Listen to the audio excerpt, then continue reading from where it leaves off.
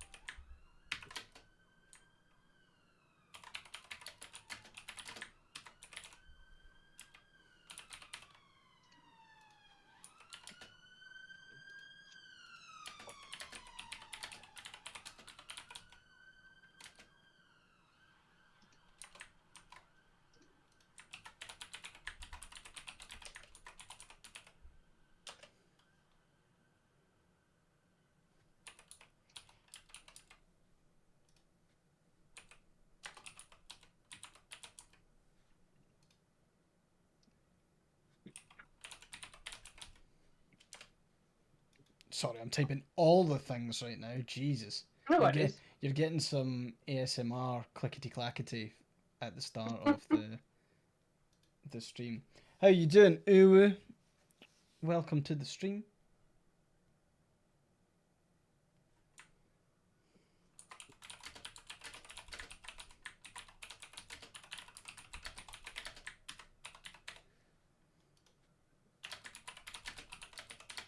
Hey, Shiniest Crow.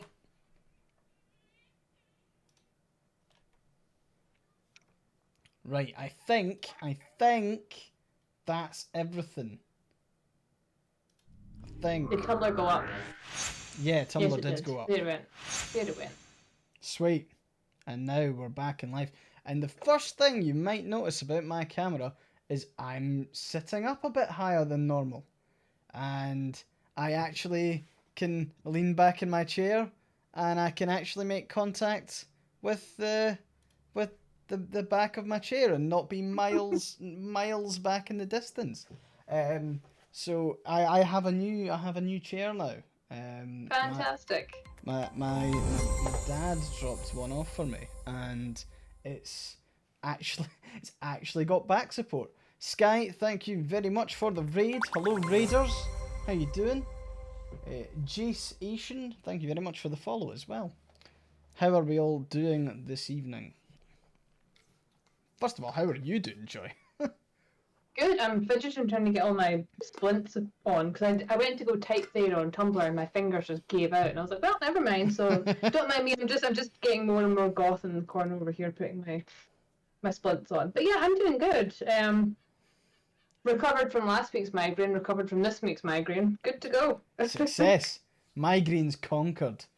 Jace Yes. Asian, your overlay looks really cool. Thanks very much. I'm quite chuffed with how it turned out. I think it fits well with the Scotland theme as well. It Framing me does. in joy in between saltires. We also have a new community challenge. We're going to Ooh. find a name for this Highland cow. And I'm asking people to submit their suggestions in the Discord. Joy's wearing a fun t-shirt again. Yeah, Joy, we need to know. Grow. It is.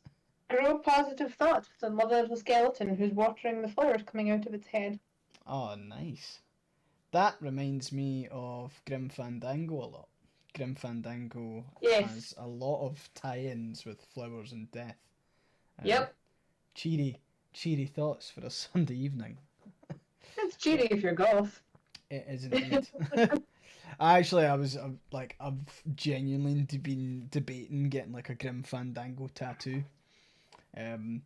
Like, there's some great lines from Grim Fandango that I probably wouldn't want tattooed on my body, but there's a great line in it where it's like we may have years, we may have hours, but in the end we all push up flowers. Mm-hmm.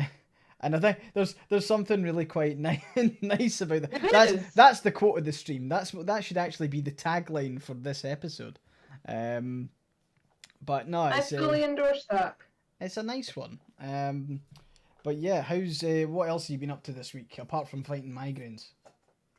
I've been doing short story work that I've been trying to get up on Patreon, but I've not been able to do because I've had so many migraines. But I've been working on short stories and also been keeping tabs on some other stuff that's happening for thanks. So I'm embracing the full on the influencer creator life. Put it that way. Nice, awesome. Right.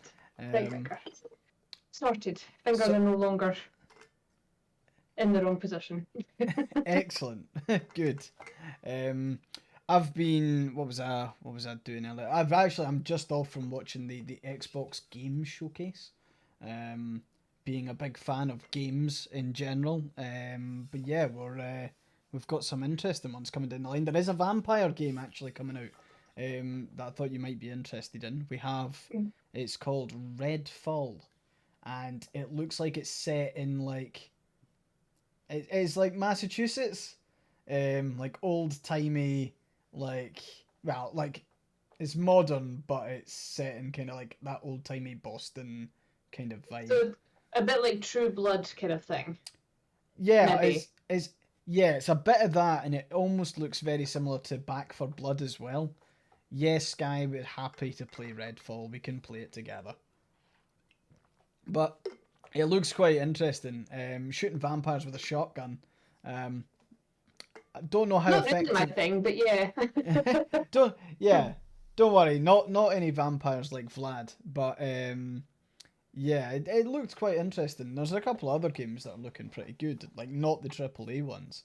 There was one that was like a farming simulator in space. It's like a sci-fi farming sim. See, Um, I'm weak for those because I love all those sort of simulators. I like literally my Steam library is just like building and farming games and then the odd occasional horror game, but it's I'm completely weak for anything like that. Oh yeah, it's like so you drop down from space in a mech, and then with the mech you start to build your own wee outpost habitat in space. And the mech lets you like you can use the mech has like a hose attachment, and you can like hose your plants and water your plants and your grain and all that sort of stuff. It looks really good. Um, and yeah, the mech basically operates like a tractor. Um, but yeah, that's looking not too bad. Um, and I suppose yeah, there's a couple of things like Starfield, like the new Bethesda game.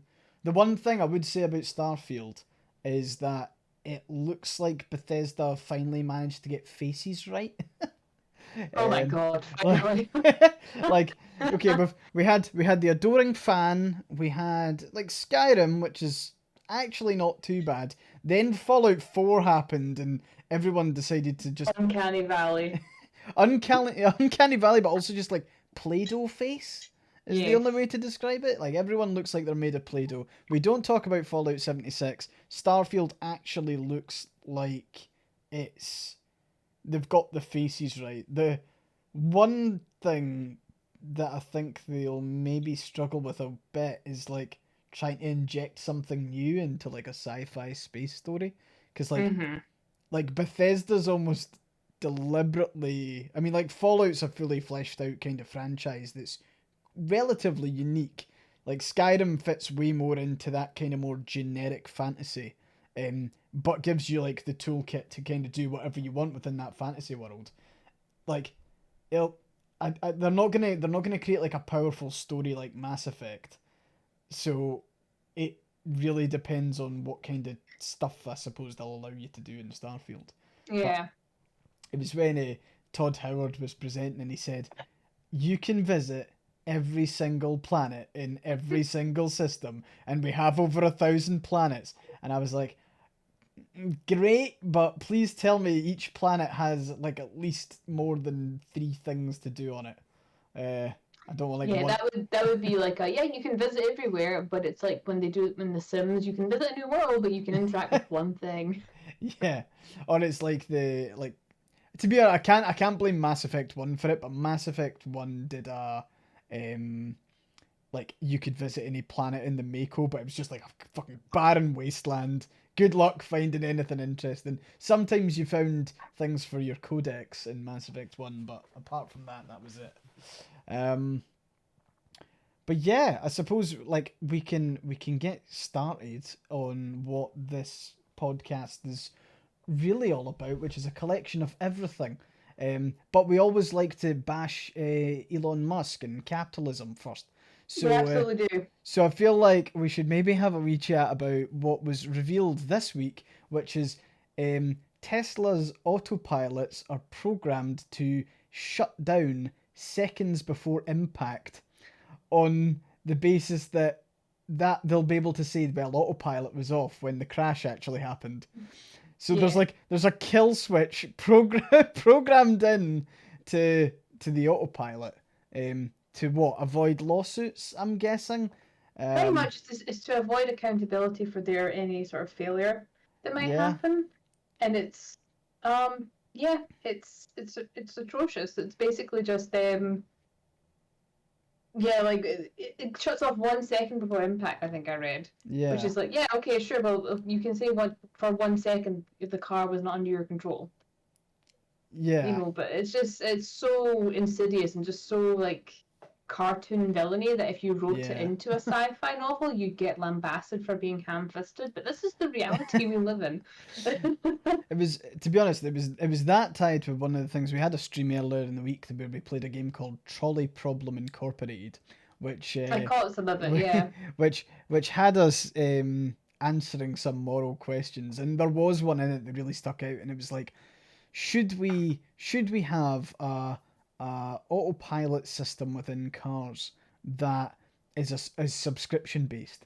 So Mm-hmm. if you pay the subscription, the autopilot is more likely to take like less risky calculations.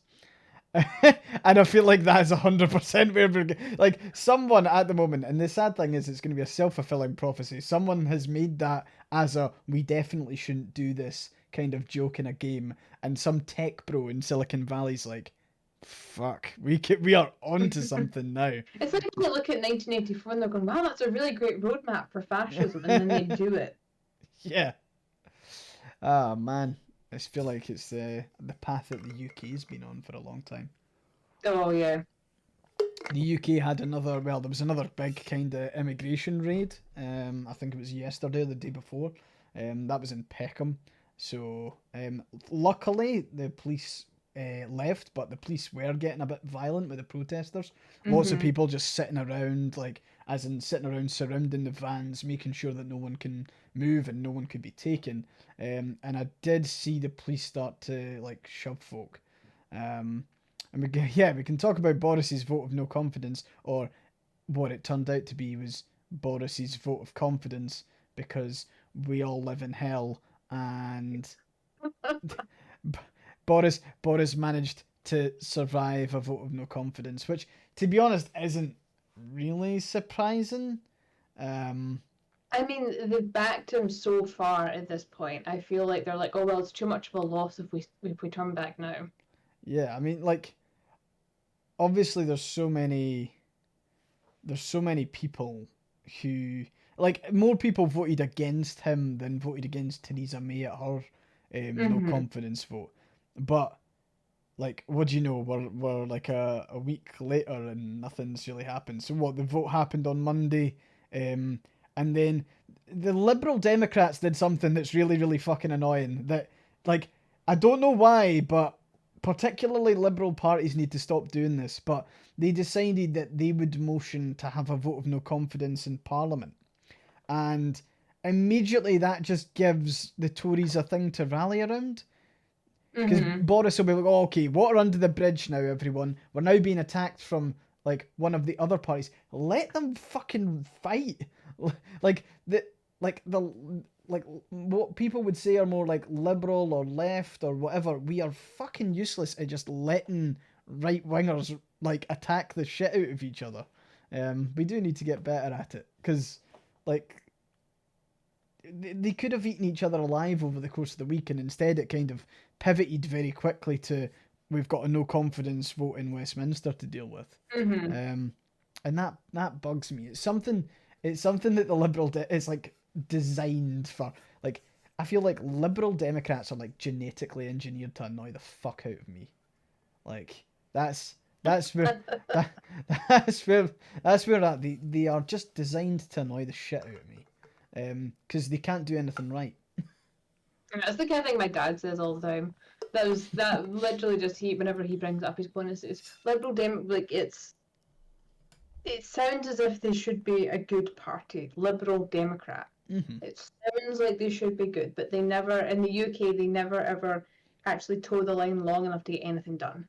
They are the Yep. source of a lot of infighting, and they just, yeah, like they back down. Like you said, they never let the right just fight it out. They try to step in and be like, oh, well, we're going to mediate and we're going to do this. And what they do is they let the right get further in Yeah. because I they're not mean, willing to let an argument happen, basically.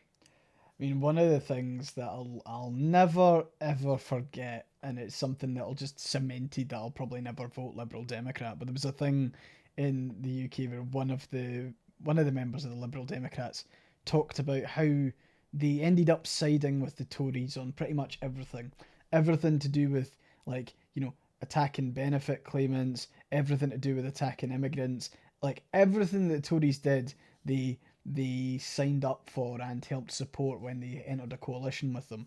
Um, but one of the Liberal Democrats was saying, but we got the 5 pence carrier bag tax. And it's like, you dense fuckers. I think, why did you do this to us?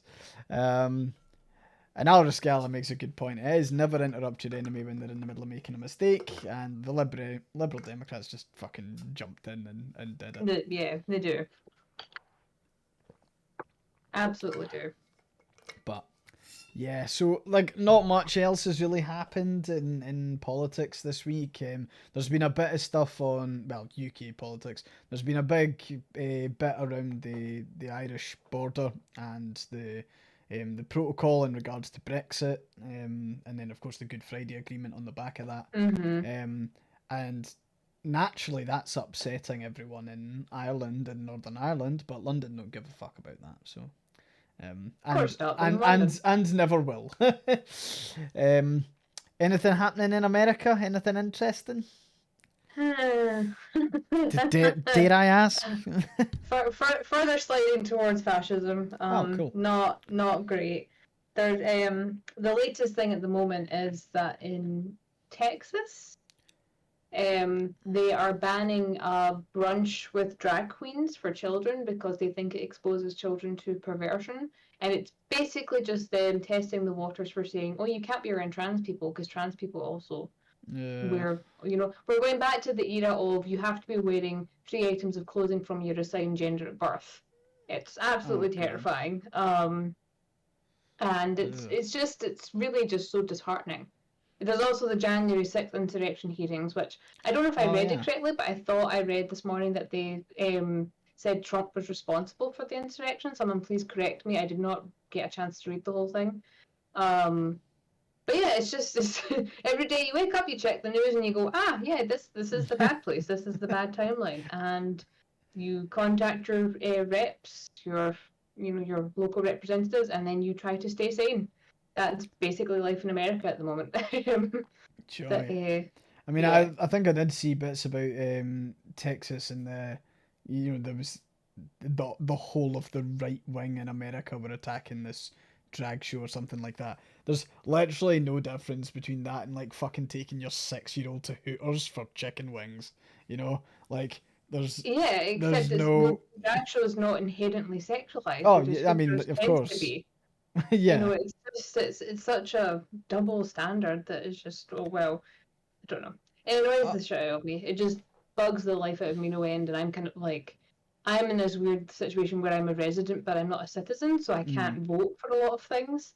So I'm kind of constantly just kind of sitting here going, I feel like I can't really do much, but I'm going to keep trying anyway, which I'm sure a lot of people in the chat can also relate to because it feels very helpless a lot of the time. mm. And I mean, Um, like the thing is that like even like outside looking in, like, you kind of want to help as well. I don't really know how I'd help anything except for maybe raise awareness, like, Mm-hmm. but like on our side, because I feel like a lot of, we were kind of speaking about this last week, but like a lot of people in like the UK, we always just kind of like hear stuff about what happens in America, but then there's a proportion of people in Scotland and the kind of wider UK that kind of get on their high horse a little bit and be like, oh well, that's America, we expect that shit of them. But like, Yeah. they almost like, and it tends to be those liberal like type people as well, very much like the anti-Brexit liberal people who like to look down their noses at absolutely everyone. And they always go, oh, well, why don't you just ban guns? Not quite understanding that, America's a Mm-hmm. whole different culture that you have to do it there. It's not as simple as saying that. Um, I fell out with a friend this week who, when oh, I was talking about things, and it's a very liberal friend in Scotland who's very, very politically active over back there. And I was talking about things, and she went, "Well, you did choose to live there," and I was like, thanks. "Wait, so that just means what I deserve? Like people that live here deserve this?" What Yeah, about people who didn't choose to live here, who don't have a choice? What about people who are born here? What about people who can't afford to leave? Like her response to me complaining was just leave. And we're going, all right, I'll just take me and my husband, who I can't get into the UK because of UK immigration laws, and I'll just leave. Shall I? I'll just go somewhere else. yeah, I it's don't just understand that. unhelpful. Like, yeah. Really, really It's just so unhelpful. annoying. It's just like, well, okay, you may be privileged enough to do that, but not everybody can. And this was someone I've been friends with for almost 20 years. And I was just like, yeah, I think this friendship might be over. Yeah, I think if you can't realize what you're saying comes from a place of extreme privilege and also prejudice, that yeah, you are not actually as socially aware and also probably as good a person as you think you are. Um, if your response to, well, you live there so you deserve it, is just, I mean, that just completely dehumanizes all the people that are, like, it's like when people talk about the South here, oh, the South is backward. The South is not backward. The South is full of poor people, minority groups who are held and placed in a system that is basically just corrupted by gerrymandering. And saying that, oh, well, the South deserves what it, because this is the thing that happens whenever something happens down South America, they go, well, they're the South, they deserve it. That's not true. It comes from a place of extreme kind of privilege and classism and like, oh well, we're the North, so we're better. That's mm, no, same thing, doesn't count. And if you are someone that does that kind of thing, well, they're in the South, or oh, they're in America, they deserve it because that's what they've chosen. You don't actually understand what it's like. yeah, That's it. The only context I have for that is saying, well, like, well, they chose to live in poverty. You know, they chose to work a minimum wage job, not understanding that maybe that's all you can have. mm, It's such a narrow, annoying mindset. It's just so annoying. I was so pissed off when that happened. I honestly think that's what triggered my migraine. I was so angry. I actually had a blood pressure spike, and then I was ill for 2 days. But it was just someone else's stupidity triggered your pretty much, migraine. pretty much. I mean, that Um, was something that I was talking about. There was a couple. We had a voice chat in Discord, just in the for Scotland Discord, and I was talking to, I think it was Commander in Chef, who's occasionally in chat, and she was telling me about how, like, obviously people have this view of the South, but what a lot of people kind of forget is obviously there's lots of, um, there's lots of areas where it's like on the map it looks like there's tons of people there, but there's a lot of empty space and fields mhm. and all the rest of it. But one of the things they were saying, I think it's in Alabama, is that like Alabama actually has a, what color's what? Is it blue that's Democrat? Yeah, blue's Democrat and Yeah, red's Republican. yeah. Sometimes I get those mixed up. I mean, it's because blue's Tory here, obviously, um, but it was like there's a mini blue belt in Alabama, and the thing is, you can trace it back to plantations, because a lot of the people who used to be slaves when they were freed, they ended up settling local to where they'd basically worked. So you've got like a demographic there that has effectively just stayed, you know, progressive and open minded because obviously they've got that historical background of being Mm-hmm. slaves, but now there's like there's almost like a blue belt within a state, which is quite interesting. I found it interesting you could trace it all the way back to like literally how fertile the soil was, because if the soil was good there, the Yeah, yeah, plantation that was makes set up sense. there, and unfortunately that meant that the slaves were there, and then when they were freed, they stayed. So it's Mm-hmm. um it's interesting from that kind of perspective because you don't think about the soil being fertile being key to what like political geography looks like It in does the make states. sense though when you think about it. It do, Hmm. like there's a lot of in the UK where like Coal mines, yeah, yeah, yeah. Mm-hmm. like lots of workers there. And no, I don't think they did receive the land, lovely scientist. But I think it was just that they stayed where they were brought up and lived. Unfortunately, they were brought up and lived on plantations as slaves. Mm. But like the families continued living in the same area. They didn't just completely leave Alabama altogether. Um,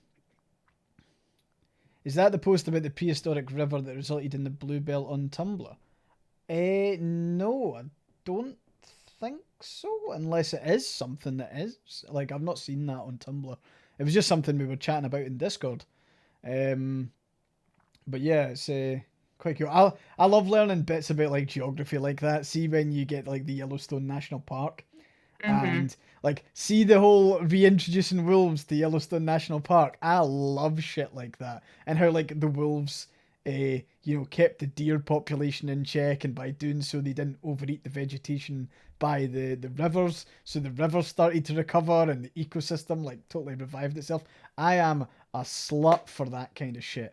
I absolutely love it. Like, is Oh. why see when anyone talks about reintroducing like any sort of wild animal to Scotland that used to be here, I'm like, fuck it, yes.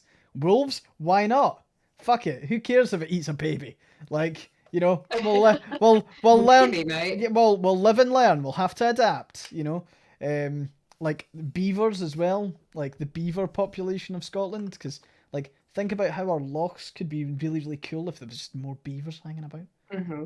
Also, there would be a lack of tuberculosis if we did a badger cull, Exactly. because a lot of natural predators for badgers got wiped out, and then badgers are a big source of tuberculosis in the UK, which is why you get vaccinated for it in the UK, not the US, because it's so much more common because of common badger. Fun things you learn when you immigrate from one country to another. So, That is yeah. really. I don't think I've. I think I've only ever seen a badger. So, like, me and my family used to go to Centre Parks every year. And Centre Parks in the kind of. There's four in the UK. We went to, like, the most northern one, which is, like, Cumbria. And Mm-hmm.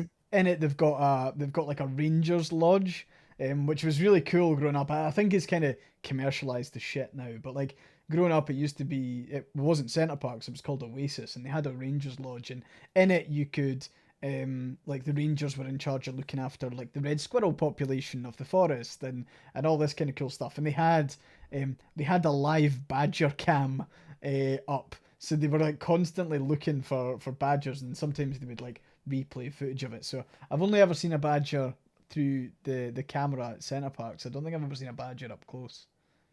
They don't hang Yeah. about that Yeah. much. No, they're very kind of prefer their privacy. Badgers, I think, is the Yeah. way to go. Apparently, at one point, they were a major source of contagion for tuberculosis. Hmm. Yeah, it was when I was immigrating, I had to go through a full like healthcare physical thing because they want to make sure you're healthy enough to come into the country, which I Hmm. don't know how I pulled that one off. But the doctor was also he was from Norway, and he was telling me about how like because they were all panicking and freaking out, going, "Oh, you're responding to the TB test. You're showing positive." I'm going, "Yes, because I have the antibodies because I've been Do you mean to tell me you don't have a vaccine for TB over here?" And he was going, "No, they don't vaccinate for it over here because it's not a common thing." Um, Hmm. and it's basically if there's a TB outbreak, everyone immediately goes, "Oh, it's the immigrants," but it's not the immigrants because all the immigrants have to be vaccinated for it. Um, but they were all freaking out. I had to go for chest X-rays and everything to prove I didn't have tuberculosis, and eventually I was going, why is it so much more common? And the doctor was basically like, oh, badgers, and I was like, that is not what I expected you to say, but that was It was that the was his niche Badgers. little piece of interest. That's So interesting. it was fun. It was a fun little thing to learn, and now it's my whenever it comes up in conversation about wild animals, I'm like, yes, and we should keep the badger population down in the UK because they are people don't realize they are actually predators. Yeah. It's the honey badger is the famous one, but the thing is, Hmm. they're just the ones that are polite enough to look like they'll rip your spine out through your toes. You know, the ones in the UK will do very much the same if you get too close to them. So, I like how that's kind of like um, your party trick now. If you're ever like in a party and you've got a group of people, it's like, tell me a fun fact. It's like, well, badgers are a great source of TB. yeah, yeah. I don't know if it's true anymore, but at one point that was what it was, and that was Hmm. what caused the TB surge in vaccines when I was a child, at least. I don't know if it was the same when you were younger. I always forget there's Good 10 years question. between us. And it's like, oh yeah, that's quite a bit of a difference. Um, It's because I'm old in body and mind. well, I'm 10 years older, so Not that's that not really. that you're old in body and mind. You know what? We're moving on to a different conversation. Uh, but yeah, I think I think Aura Scala mentioned above there that apparently uh, American wolves and European wolves are like completely different, and the European wolves are angry as fuck, and American wolves were way more chill. So when colonialists kind of came across, they were like, "Oh fuck, more wolves," and they attacked the way more chill wolves. I don't quite know the truth to that. Arascala, you're gonna have to send us the paper that you've read. Yeah, sounds a wee bit. Yeah, I don't know. Because wolves here will still fuck you up like that. Yeah, yeah. They're still wolves. Um, Nah, I don't want to fuck with wolves. yeah, it's more that I think in Europe you're more closely um, packed together. I think when you think about the Yeah. land mass, whereas here there was a lot of flat land that people kind of inhabited. I think that would give you more of a Hmm. I don't know. Because I know when we were growing up, we went to school in the middle of a forest. And I remember thinking, this is the shit that Little Red Riding Hood's made of. Because it was like you can imagine walking through there hundreds and hundreds of years ago, and you'd be thinking to yourself, you would hear wolves. Yeah. You absolutely would. And but our communities are so much more kind of like smaller, and especially in the UK, because Yeah. everyone's like, oh yeah, the UK is like really really tiny compared to the US, and it is. You could literally fit Scotland and the whole of Minnesota where I am. And to me, it's a kind of you would have been living more closer to the animals, I think, in some Hmm. sense, compared to what the immigrant, the pioneers and whatever the colonizers would have been over here. I think, Yeah. um, No, but that's fair. they're still wolves. They're still wolves. Yeah, no, I would definitely wouldn't want to like take on a wolf. I imagine like if they've got way more space, they'll probably just try and avoid you if you try and avoid them. Wouldn't go out seeking wolves. Um, Yeah, and also as Dakota points out, I wonder how many colonists thought that coyotes were wolves because they do look like them. They look like foxes on steroids, and if you didn't know better, you'd probably think it was just a really scrawny wolf. And ah, coyotes will come up to you. We've actually got them in our neighbourhood at the minute, and it's one oh of those shit. things where you're going, don't think I'll let my wee tiny dog out by herself anytime soon. um, Oh, but I saw an it's, absolute yeah. fucker of a. It was like it was done in a cutesy way, which I thought was kind of sick. But it was like a news station had caught footage of a cat desperately fighting off a fucking coyote that was on like the back porch, and like it was like hidden. It wasn't hidden cam. It was like security cam footage, Mm-hmm. and it was like this cat was fighting for his fucking life, and then the news like brave cat stands up to coyote. That cat was fighting for its very survival. It did manage to escape, but it then obviously prompted a big conversation about like cats should be kept indoors, especially if Yeah, they're like domestic cats, because they always go and like sabotage the local environment and kill basically, everything in yeah. it. Here's a good animal fact actually, and it's my favorite animal fact of all time, and it's about wombats. And wombats can kill their predators that hunt them, but they do it in a really really clever way. So a wombat can actually accelerate really, really, really quickly, and it can run really quickly, but it can also brake and decelerate rapidly, as in it can stop dead in half a stride, right? Hmm. And it does this to its prey. So the predators, even the predator is legging it after this wombat. The wombat stops dead, and then the predator smashes its skull into the wombat's arse and kills itself. It's like nature is metal as shit, but it's also like, so that's like a wombat's bum is a lethal weapon. Don't wombats also poop cubes? Sounds like the sort of animal that would fucking do it. But The yeah, muscle like, strength. yeah, wombats go fucking hard. Break your neck in my ass. Out of the context of wombats, that's a really weird sentence. Um, but yeah, so wait, so they poop in cubes? It's a little bit odd. I'm gonna Google that. The FBI agent or the NSA agent looking at your search history at the moment is gonna be like, what the fuck? Hang on a second. They do. They poop in cubes. They do. Oh Apparently. man, I wish I could do that. That'd be a cool party trick. You, you, Sure. you can talk. Depends on what party you're at. You can talk about Badger's TB, and I can be like, "Hey guys, I can fill your ice cube container." Oh no. Oh man. So as part of my moving my new chair, I needed to find room for the other chair, and I've realised that the room for the other chair is actually just round the corner. I don't know what I'm going to do with it yet, but the cats are occupying it currently. And so what I did was instead I tidied my room, and I got to the point, when you get tidying like a place and then you go, I'm actually gonna thoroughly tidy it. So Yes. I started clearing out shelves, and I found this box, and like, so what every single year, my like I found all of my birthday cards from many birthdays ago, and it's because every single year my mum writes like a poem that summarizes my year in a card, right? It's something that she's absolutely amazing at. It rhymes. She's really, really good at it, and she's always done it. She's always like created these poems that, like fills out everything that I've kind of done that year. And, obviously there was quite special ones on like my 18th birthday and all this kind of stuff. And it's the sort of thing that I also try and do it for Jessica. They're not as good as my mum's poems, but I try my best. And so I found the one that was for my 21st birthday, right?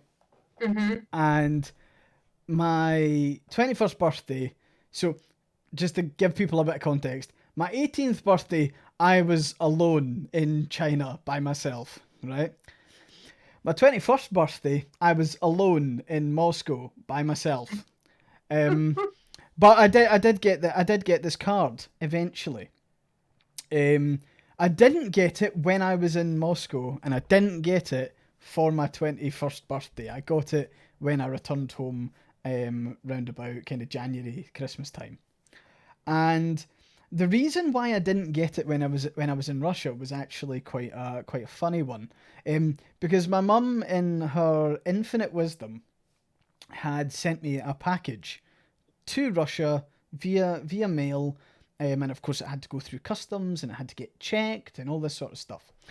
And what my mum had done was she'd sent me chocolate for my birthday, knowing that she couldn't send anything massive because that's just a pain in the arse and I'd have to Mm-hmm. lug it back home anyway. She sent me chocolate. So what she did was she sent me the letter that I was gonna get with the poem, which was like really really nice, um, which I didn't get.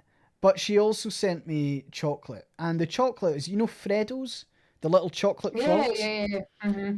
So she sent me 21 Freddos, right? These Freddos had a year on them, and they had a price on them. And it was rejected by Russian customs. For some reason, because if you're gonna send your son, who's a British national, a very very long rhymed poem, and the year of Oh each god. Fredo, and a price associated with, so the ongoing joke, and this is how I learned about inflation when I was younger as well. My dad used to do it with poppets, as in the price of a like poppets or the wee chocolate sweets. hmm Um, we used to tell the what inflation was every single week by how much poppets were. And I would always like get in the car and I'd guess the price of what the poppets were because he went to go shopping while I was at fencing, and he so my mum had tried to do something similar of like what was the inflation of a price of Freddos throughout my 21 years of being alive. And that culminated in what I imagine was some sort of security protocol and me being flagged, like flagged and then like followed for the rest of my time while I was in Moscow because they just flat out rejected it and they sent it back. I didn't get it and I didn't know that they'd sent anything until I'd actually gotten home. But yeah, that was the like this massive letter that was a poem of my 21st, and of course my mum likes to do wee things in the poem like draw wee symbols and sometimes like bold a certain letter and stuff like that. They must have looked and went, well, this is the most obvious This is a fucking cipher. this is the most obvious fucking secret message we could possibly want. But yeah, that was the story of my 21st birthday. So I found it all in the shelf. Obviously I keep them because they're nice. Um, Happy birthday, you're on a list in Russia. yeah, I was on a yeah. I'm gonna be on a list in Russia anyway now. But yeah, that's the real reason those soldiers were on that train with me. See, that was years before. Like I was 18 when I did the Russian soldier train journey. I've told you this one, Joy, I'm sure. I Um, don't think you have. oh, okay. I'll I'll briefly cover it. I feel like it was maybe almost in episode one. I don't know, but like basically when I was living in China, I decided to get the train home as you do instead of flying back like every other fucking normal person. So I decided to get the train from Beijing and I went up through Mongolia and I stayed with a friend for a week in a place called Ulan-Ude. Her family are kind of like of Mongolian heritage. They live in a province called Buryatia, and they are very kind of like Buddhist there. So they've got shamans and monks and stuff. And she took me to see a shaman, and that was a really interesting experience because this shaman had really really long thumbnails, and how he tested whether or not I was okay was he dug his thumbnails into the side of my fucking temples. And I remember I was in agony. He just went like this, and I was Eee. I was like I was in absolute agony. I was like Jesus fucking Christ. And he explained that my reaction like that was because I had demons in my head, and I was like, yeah, no fucking shit. But sorry. Anyway, Because you've just been stabbed in the head with some nails. well, yeah. But what ended up happening was there's the Trans-Siberian train, which I suppose is more of the touristy train. You can get trains that go along that route, maybe not the full way, but then there's like the official Trans-Siberian one. And because I got off the train and stayed with my friend, I couldn't get back on the same train. So instead, I'd booked it before I left China, but I'd booked a Russian, just a standard Russian train. When it pulled into the station, as my friend and her family were there to see me off, I was standing on the platform, and just tons and tons of soldiers got out the train. Um, and my friend was kind of a wee bit perplexed, and then she went and asked the conductor. So turns out it was a Russian military transport train that I'd booked myself onto somehow, um, and the carriage was 59 Russian soldiers and me. Um, I didn't speak any Russian at this point either, but the family had kind of equipped me with like lots of supplies because they knew that the journey to Moscow was going to take another like 4 or 5 days. So I got like kind of escorted on, and my friend was like, "Look, you're gonna be all right." She told the conductress to like look after me. Conductress was a large woman who was able to probably batter any of the soldiers on the fucking train, to be honest.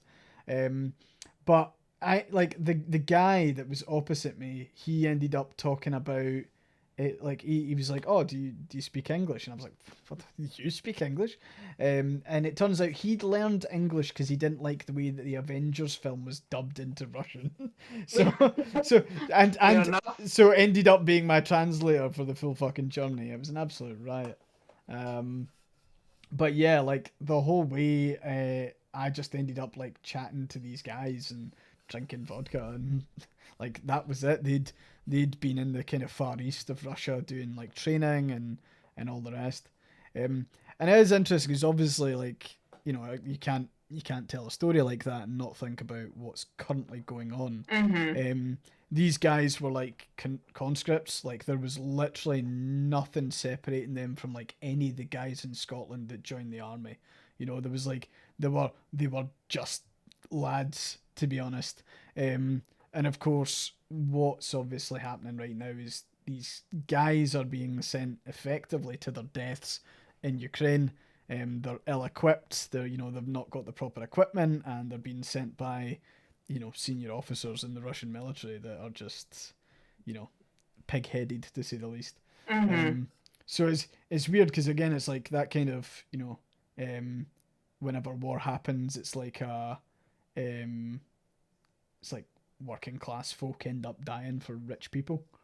Um, Always the way. Yeah, it's yeah. always the way. I was rereading Terry Pratchett recently because it was the in the Discord fandom, May 25th is a big kind of anniversary for a lot of us because it's Mm, the glorious revolution kind of thing, and it's Terry Pratchett looking into the fact that wars are basically fought so that rich people can get richer. That's basically it, and it's pretty much. working men that basically die, and it's always one of those things that makes everyone feel really like introspective on it, and it's very kind of like, well, I knew so many boys when I was in school that they were going into the military because it was a good wage and it meant they could support their family. Mm, It's very much the same over here. It gets you through college. yeah. It's one of the, when college is going to put you in hundreds of thousands of dollars of debt, then if the military's paying for that, you'll sign yourself up for the military if it's your only chance for doing that, and then you end up getting sent somewhere to fight a war that shouldn't really be happening because rich people in power are just kind of evil. That's basically it. Yeah. It's Yeah. basically just people just want power and they'll kill their own people to get it as well. Let's be Mm, honest. Because that's what war does. It doesn't just kill the other side, it kills their own people as well, and they don't care. Um, mm, just reading Vortex coming. One day I yeah. woke up in a village I lived in at the time had Russian soldiers everywhere searching for drowned colleagues from a helicopter. Oof, Yeesh. that's rough. But yeah, What it's just what it's tech? What the did you mean by you counted all 45? What do you mean by that? What's the 45 number? I'm just curious. yeah. I like how we've both got water and we're both kind of drinking in unison. Oh, sorry. It was the carriage vortex. So the carriage had 60 beds to it. 59 of them were filled with Russian soldiers, and then I took the other one. So that's how I knew. Yeah, Tundra, that also doesn't surprise me that the number of VAs just say it's not worth it. Um, Yeah. it's the whole system's guff. It's a Yeah. good Scottish word for you. It's guff. Um, it's heartbreaking a lot of the time as well when you think about it. But it's yeah, I don't Yeah. know. It's rereading the Terry Pratchett one always gets me because it's a kind of he was of that. age where a lot of people that were his age were always very like, well, we were at our best during World War II. We were at our best when we did all these things. You're thinking, Mm. that's a lot of propaganda. But It's a see, lot of propaganda. the thing that fucking annoys me about that is that it's never the people who were during World War Two saying that. It's always their kids. Like, Yes. and I feel like there's a lot of. I mean, like, I dare say it's everywhere, but in the UK it's particularly bad. You've got people who were maybe born in the 50s, or you've got people who were born in the 60s talking about, remember how great we were in World War Two, and it's like, you weren't even fucking around then. But they've got this, like, nostalgia, and it's obviously there's the concept of like stolen valor, but like it's almost like they're like stealing their parents' experiences and having it as their own in a way that's really kind of gross and inappropriate, because it always does come with that kind of like British Empire nostalgia. It um does, yeah. you know, and but it's like it's almost a, we were really strong during then. It's like, well, your parents were. I mean, like, absolutely no doubt, to go through, like, whether it was the bombing of the Clyde, or whether it was like the rationing, or whether it was like anything like that. It is like still quite weird to, like, unless you were like an evacuee, or unless you fought during World War Two, you don't really get to see that. Um, Whereas, like, obviously reaping the benefits to the economy, particularly in America as well. Like, American Mm-hmm. economy post World War Two, was really up there. I think I'm pretty sure there's a book. I remember reading a book in English, and it was like, I think it was called 21 Pilots, not the band.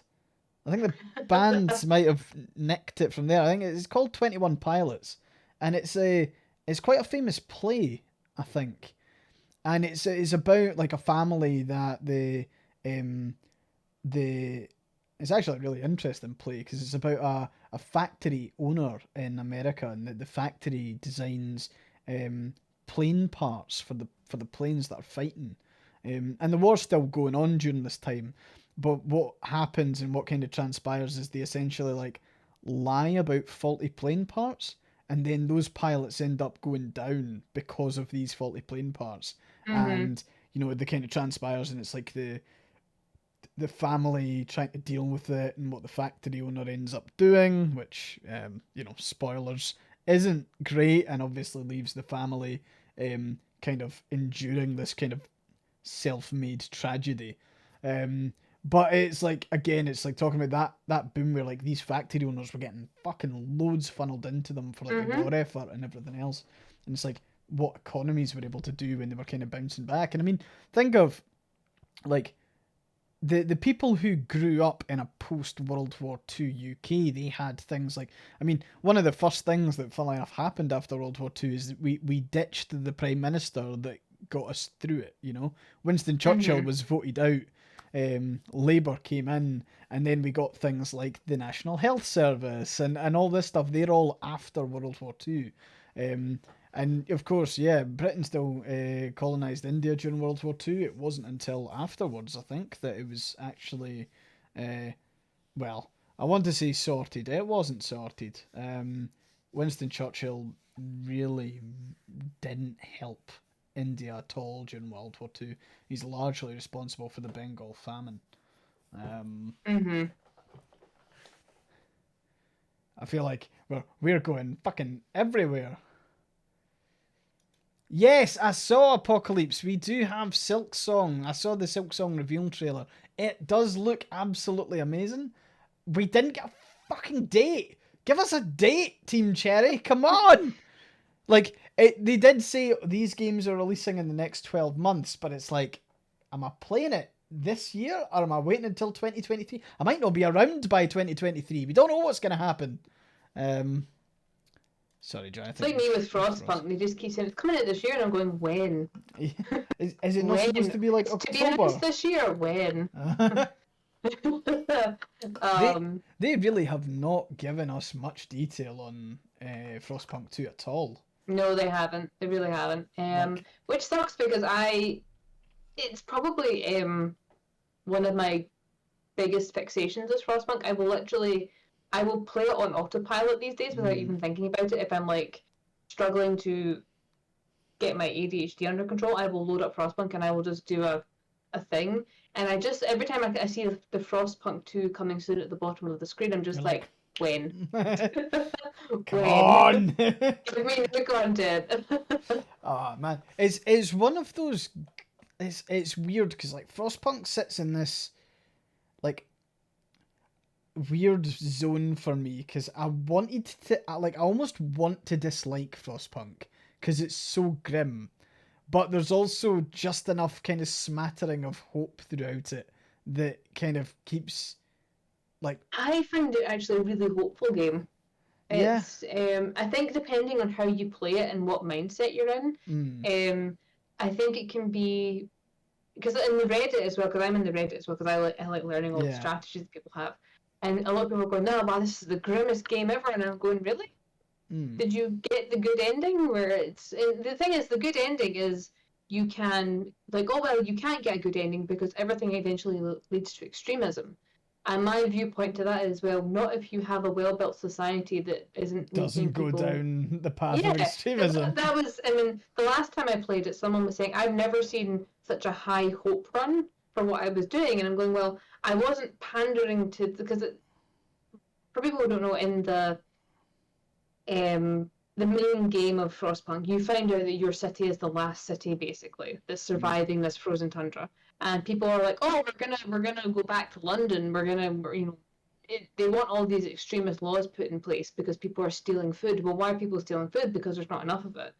Um, but a lot of people hate it because they get a lot of like negative events happen. But mm, I found that when there's this extremist group called the New Londoners, and they basically are trying to like cause you to enact all these extreme rules. They want you to fall into extremism so they can go, ah, look, you're just as bad as the other person.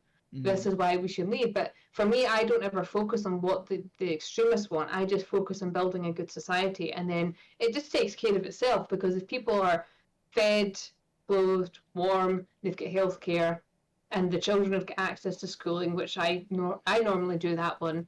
Um, it's a pretty easy run yeah. for me, and it's because I don't worry about catering to the people that are trying to cause problems. It's literally, oh, you want to go outside into the tundra and freeze to death because you think I'm just as bad as the tyrant? Okay. Crack on. I mean, See you later. I always do find it quite interesting in Frostpunk that there is that tipping point where like the extremist numbers just like fall, like just go into free fall. Like I think they can get up to like 25 or something at their beginning. They go, oh, 25 people want to leave, and then it just slowly begins to like collapse as you enact better Or it policies. goes up, Or depending it on goes what you're up if you doing. fuck it. Yeah, yeah, that's fair. Um, Because the first time I played the game, I was playing it as if you should be responding to every event as it happens. mm, And that is how you fail Frostpunk, because that's not how you build society. You have to be focusing on building your foundations, which was actually what I loved about the game, because I am so used to games where how you respond to individual things is what will basically have the outcome of the game. mm, But but with Frostpunk, if you're playing the long game, um, you can like oh, people are stealing, you need to enact this extremist law, and I'm going, this is a temporary thing. They will stop stealing once they have resources. And I always say, well, I'm not doing that now. It causes a temporary increase in discontent, but overall it causes long-term contentment because I'm putting my emphasis on food infrastructure and not on punishing people. um Wartek, what's the quote from Joy that you've got on your wall? You're gonna have to tell us.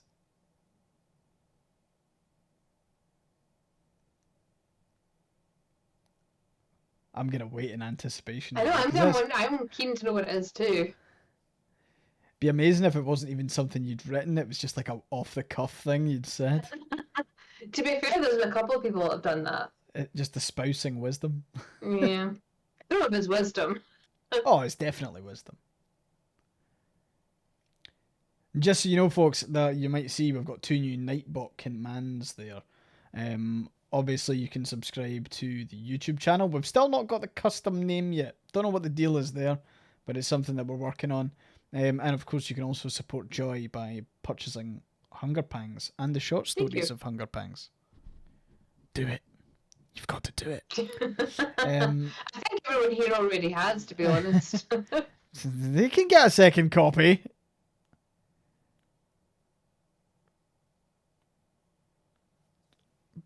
Do you want to read that one out, Joy? Because if this is all I can do in the face of fathomless darkness, I will be kind. I will not let the terror strip that from me. I will be honest. I'm pretty terrified a lot of the time right now. But terror does not negate hope. And for whatever it's worth, I do fully believe these times will pass. I have faith that things will get better, not because I believe in any divine plan or promised salvation. Yeah, I think I remember Beast. that. I think I remember Beast. that one. No, that's class. No, it's good that you've got Yeah. that as a quote. And that's definitely a hopeful quote. I don't know what your, was it your mum? Yeah, the rest of the quote is, but because I believe in you and me and everyone else who wants to see the world get better, even if it's all some of us can do is take one day at a time, even if the only person we can help that day is ourselves, it's still a victory. Which is very true, because the whole the aeroplane metaphor, you have to put your own oxygen mask on before you can help someone else. And I've been doing a lot of work we're getting really deep here. I do a lot of work in therapy because I have major issues over I'm not doing enough to help other people. So I will run myself into the ground trying to help others. But it's my therapist very, very rightly pointed out to me a very long time ago. You cannot help others if you're not also helping yourself. And you should not feel guilty or you should not feel bad because you are spending time on yourself, because that's kind of, part of the problem. We're not having any time to ourselves. We're not having time to self-care properly. A lot of us just have the weekends to get through and recover from the week before we go back into the daily grind. We're not getting to be human. We're not getting to make communities and have creative time. We're not getting time to just rest. And it's really detrimental. It's so detrimental. And it was something I was really, really struggling with. And when I became self-employed was, okay, this is on me. I have to do this. I have to do this. I have to do this. And it really destroyed me. It was really that kind of, I bought into the kind of the hustle culture thing, where it's if you're not doing something, you're wasting time.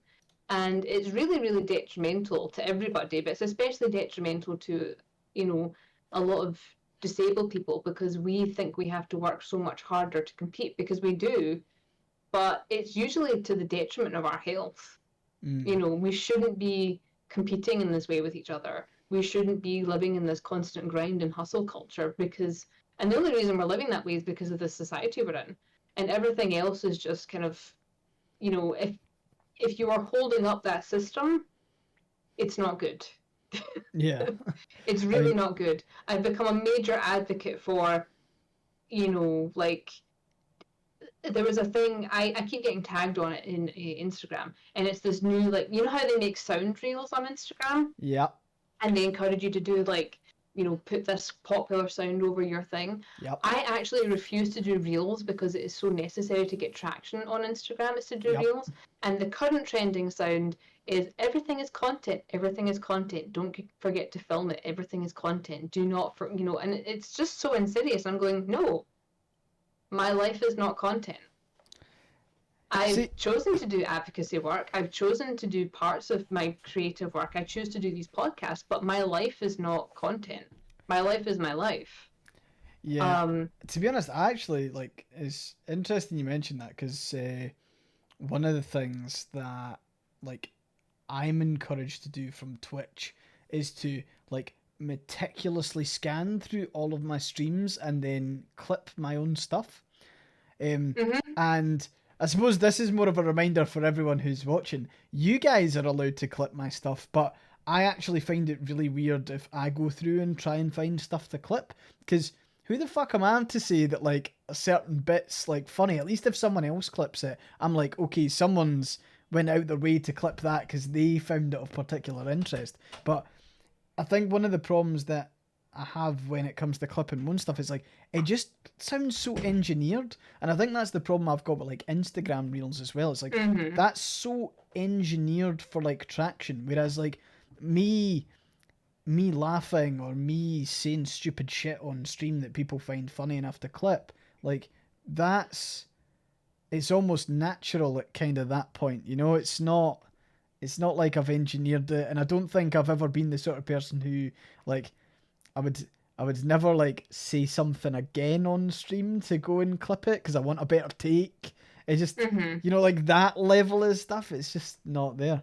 Hey, Poncho It's Penguin, very welcome to the stream. yeah, like you're saying, it's very, very engineered. Whereas I think our focus is much more on the community, if that makes sense.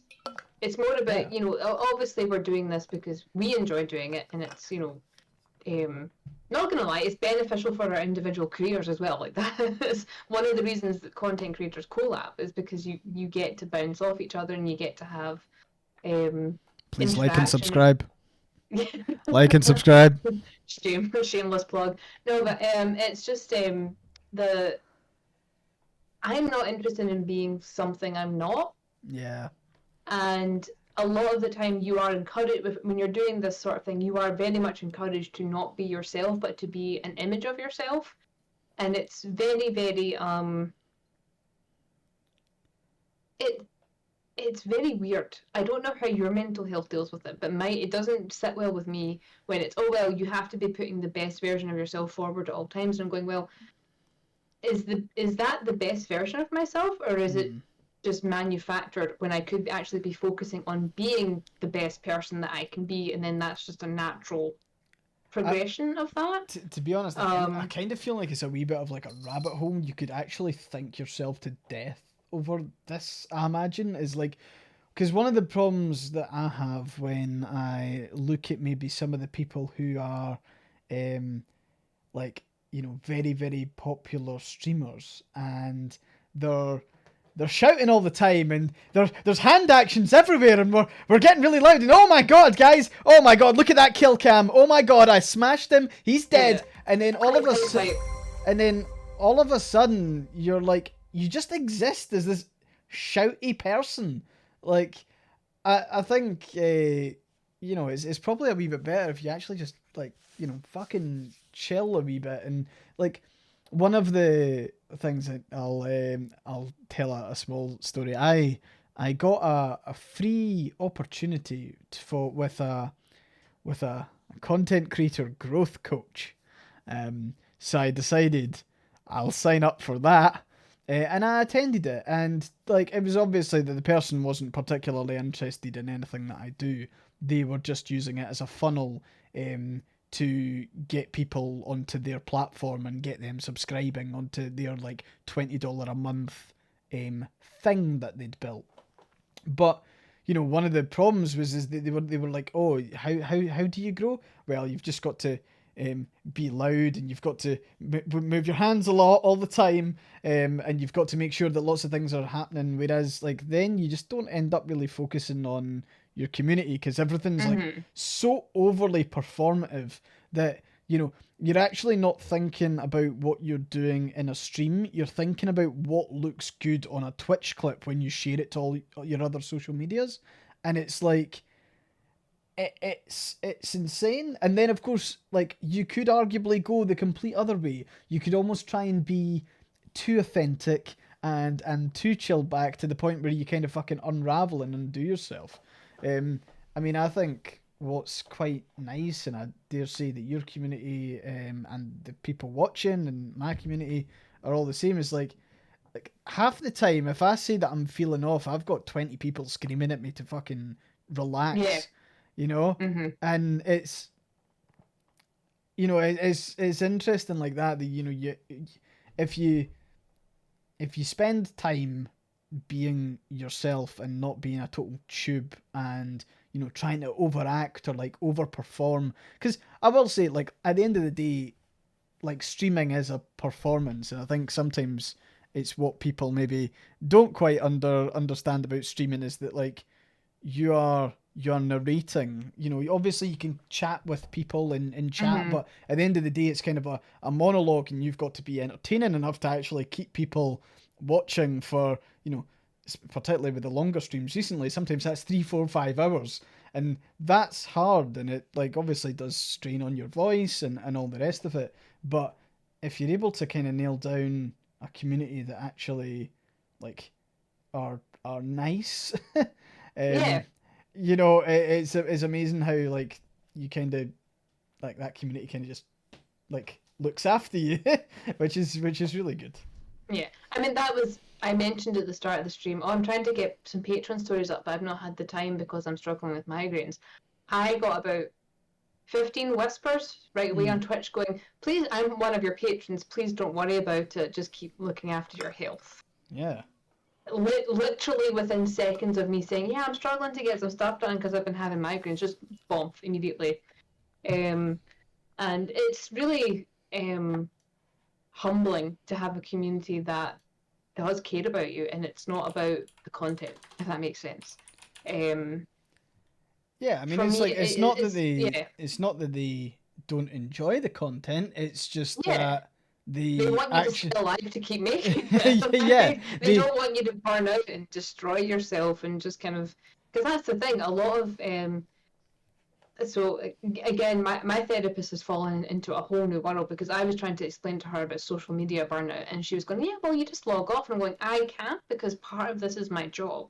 yeah, But also because I do the advocacy work and I also do other stuff as well.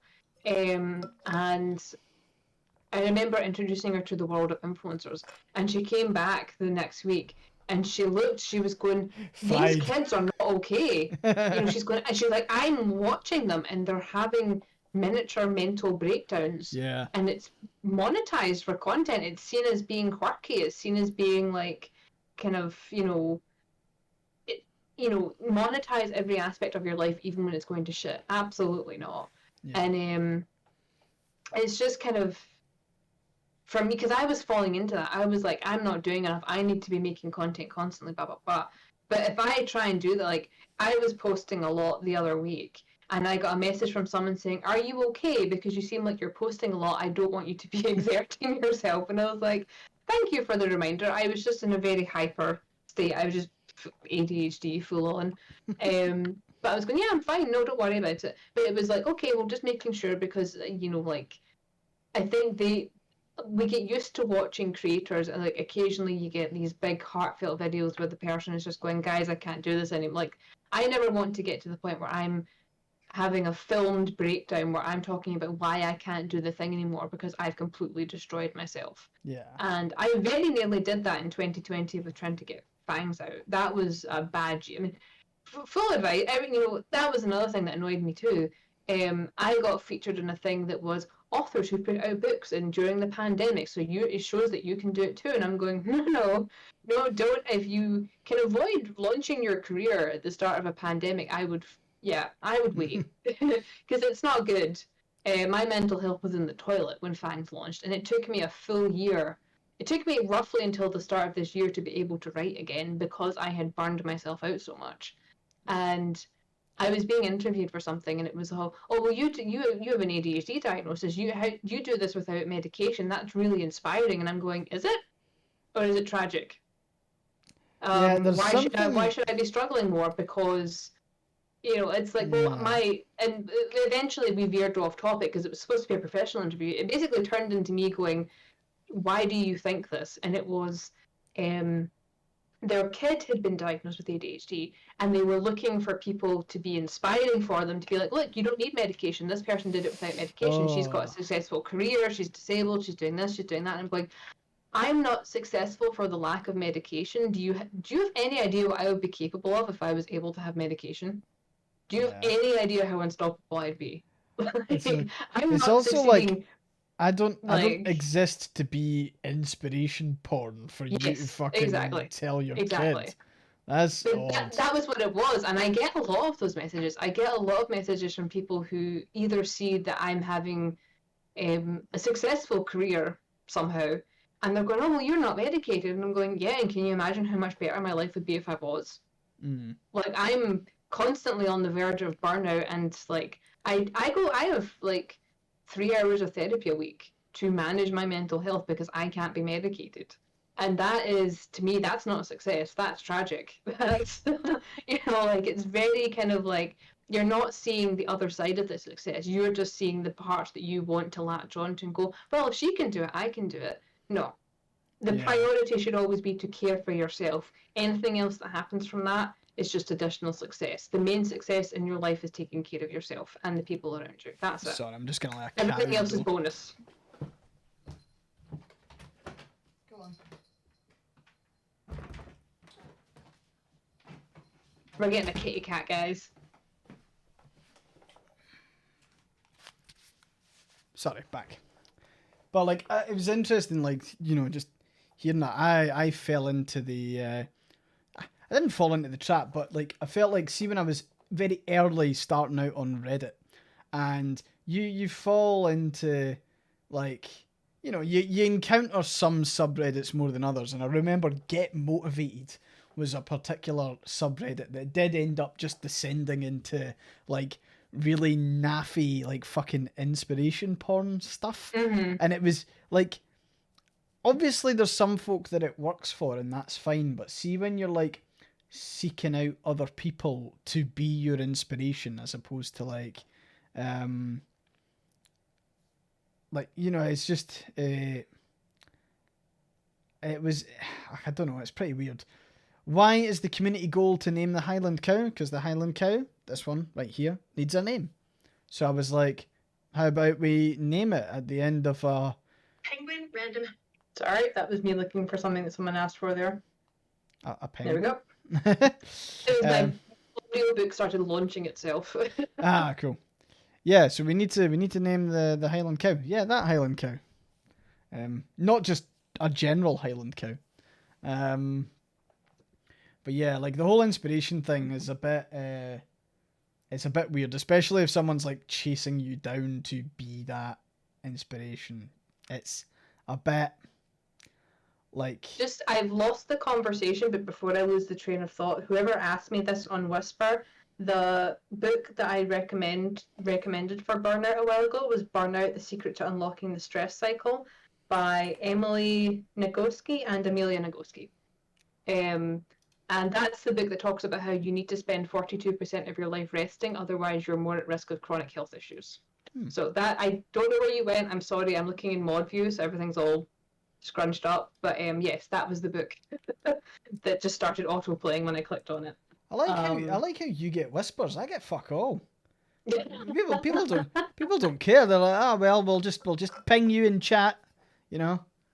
I get whispers. I think it's people not wanting to bother the chat with asking for things, because this That's was fair. I know you recommended this on Tumblr. What was it? And that's the book. It's Burnout. It is. Some places are kind of cringy, but it's because they're very rooted in fandom. So I think if you're not in fandom, you would kind of go for some of it. But a lot of it is, yeah, a lot of it's very, very good advice, and it's much more helpful than a lot of other self-help books about burnout. Because it actually focuses on the need for health. It doesn't focus on how to get yourself motivated again. It actually focuses on how to better your mental health so that you can be creative, which is a much more important thing than keep looking for new rainbows to follow. You know, like it's a very, very different look at it. It's But yeah, I funny get that whispers, I get yelled at. I'm waiting on Alvascala just dropping into my whispers and just calling me a cunt or something. But it's funny that we mentioned burnout, because I was actually doing a wee bit of research on burnout today, but burnout for definitely a lot more of a niche thing. But it was like burnout on open world games, and it's not a phenomenon that I've come across. But you know, I had a brainwave this morning on what could be a cool YouTube script, and I started writing it, and you know, I decided to follow the dopamine, as you've said before. But I was like, really, what, like, as I was reading about burnout, this is more broader, but like burnout really happens when, you know, whether it's workload, whether it's you know, effort, whether it's like value you're getting out of it, or like reward. And I think when we're putting it into video game territory, because like my core premise of the video and my main kind of arguing point is that like every single open world game I start, I go absolutely all out on. I will do everything in this open world game. I do everything in the tutorial area. I do everything, all the collectibles, all the side quests, all this sort of stuff. And then I get to a certain point in the game, and it's not like a defined how many hours I get in. There's just like, there's a line where you go, I want to finish the main quest. I want to actually know the story. and then I end up just flat out gunning it for the end of the story, and suddenly all of this side quests where, you know, fetch Betty's toy teddy bear from the gremlin cave or whatever the fuck it is, you know, all of that just falls to the side. I'm not interested in the side content anymore, and like I almost see sometimes playing some open world games as like a race against time. Um, but it's like particularly with those kind of like action oriented. So it's like Fallout New Vegas. I can just not end Fallout New Vegas forever. I never get any mad rush to go and like finish Fallout New Vegas. But I noticed that on the stream this week when we were playing Horizon Zero Dawn, and we ended up dropping it and going to play. I think we ended up playing Stardew instead. But it was like we just ended up dropping Horizon Zero Dawn because it's like we're doing like really tedious fetch quest stuff, and like under the guise of, even if I did just gun it down the main quest line, you know, some of the quests you need to do, and you know, I just kind of like fell a bit flat. So sorry, you'll find that I relate everything back to video games. I don't know why. I mean, it's a very it's a interesting thing. medium because it is kind of the art and storytelling method of today that we've never really had before. It's all, you know, a lot of analysis has always been on books and film, and you know, video game is a storytelling medium, and it's also kind of a reflection on what we want from things. You know, I remember, this is how old I am. I remember when open world became a thing, and it was fantastic because it felt like freedom. You know, you could wander off and do the thing, but eventually they have to fill that void with busy quests, like you're Yeah, saying, go yeah. fetch the teddy bear, you know. And that was kind of there comes a point when, the thing that I like about playing Red Dead is I like to play the story quest because you still have some sort of guidance with it, but you can still also go wander off in the wilderness by yourself for a couple of days if you want. I like the freedom to do what I want to do without getting given the quest to go get the teddy bear from the demon spawn. Yeah. But I And also like to have the structure of, yeah, there's still stuff waiting for you to do, but it's not like menial tasks. yeah, and I Because think, that's not what my brain wants from games. yeah, I mean, one thing that Red Dead Redemption actually manages to do really well is that, like, and you've said it there perfectly, is that like it's paced well, that there's like almost reasonable gaps between the story quests. Like, it actually makes sense for Arthur to go and fart about on the other side of the map for a couple of days, and then he would drift back into camp and he would continue the storyline. It's not like, I mean, I think that's the problem, is like quite a lot of open world games really struggle for pacing, because like there does come a point where there is this immediacy to the main story, and obviously all stories need to have some sort of like, you know, there's an actual acceleration of events happening. But the problem is that, you know, you, I think, and Keita mentions a good point. I love open world games, but only when the point of the game's exploring, and that Yeah. is really much it. I mean, it's why so many people were like saying how great Elden Ring was, because Elden Ring, there wasn't that like map marker, you know, go directly to here. It was go and explore, find the dungeon, do whatever you kind of want, and then you end up engaging with the world a wee bit better. But when you have an open world game where it's essentially follow the side quest markers to here, there, and everywhere, and we've placed it in a massive arena, it gets a little bit tedious. It does. But I have to agree with that, yeah. so I saw an interesting thing earlier, and it was about how um, authors, when or writers in general, how they view their media when they are writing a scene, right? And there's some authors that focus purely on the language, and there's other authors that almost see themselves looking at the scene through a camera lens, like movie style. And I suppose my question to you is, are you either of them? Or are you another one that I haven't heard So of yet?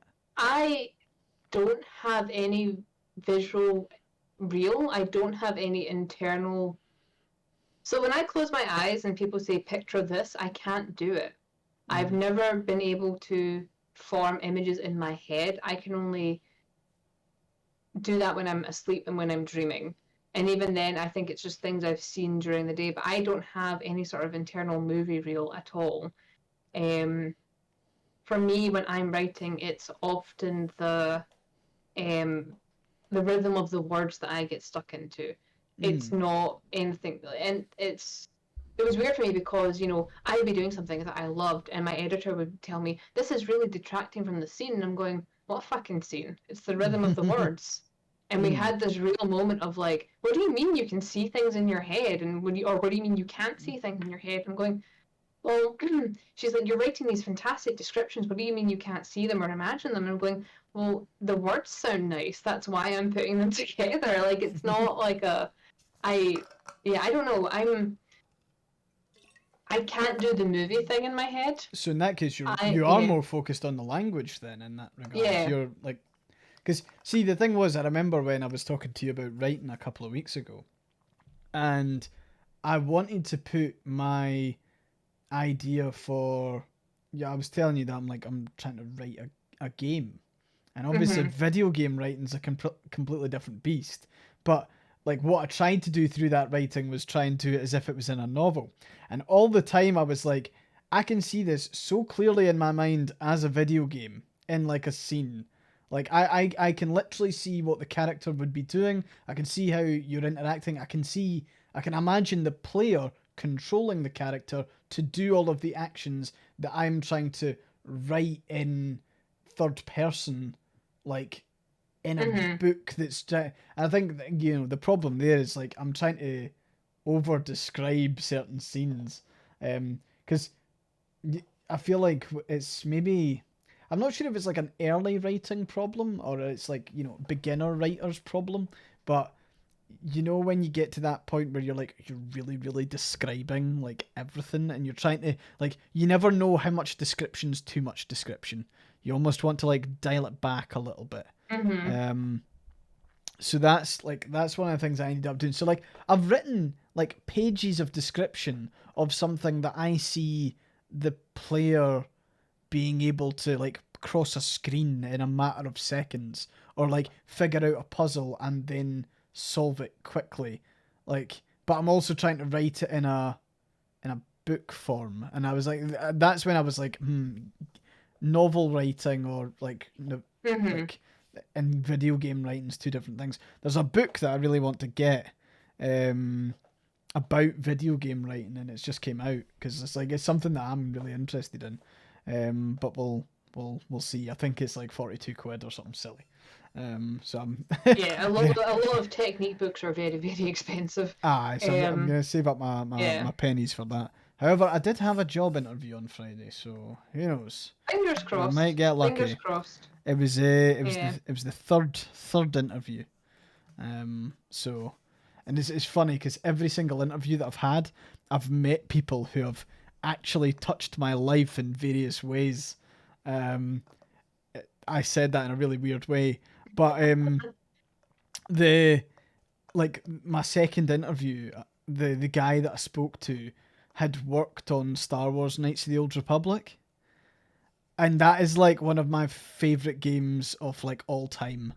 It's mine Like, too, yeah. is it's incredible. So like, and it was funny because we were on a Teams call, and they had their background blurred, but I could see like literally a couple of centimeters like around the guy's head, and I could see within those 2 centimeters of non-blur, I could see the poster on the back behind him, and I was like, "Is that a Knights of the Old Republic poster?" And he was like, "Yeah, it was one of the first games I worked on." I was like, "Holy fucking shit, this is awesome."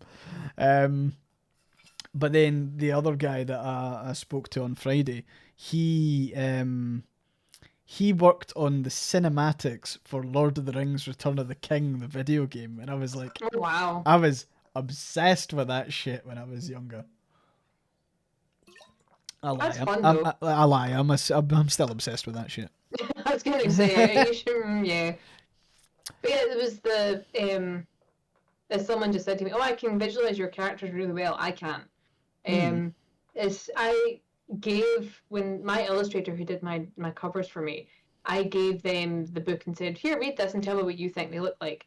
and they came back with their design, and that's basically what they look like in my head now. I can't see them any other way because I don't Hmm. have any sort of internal anything. Um, Hmm.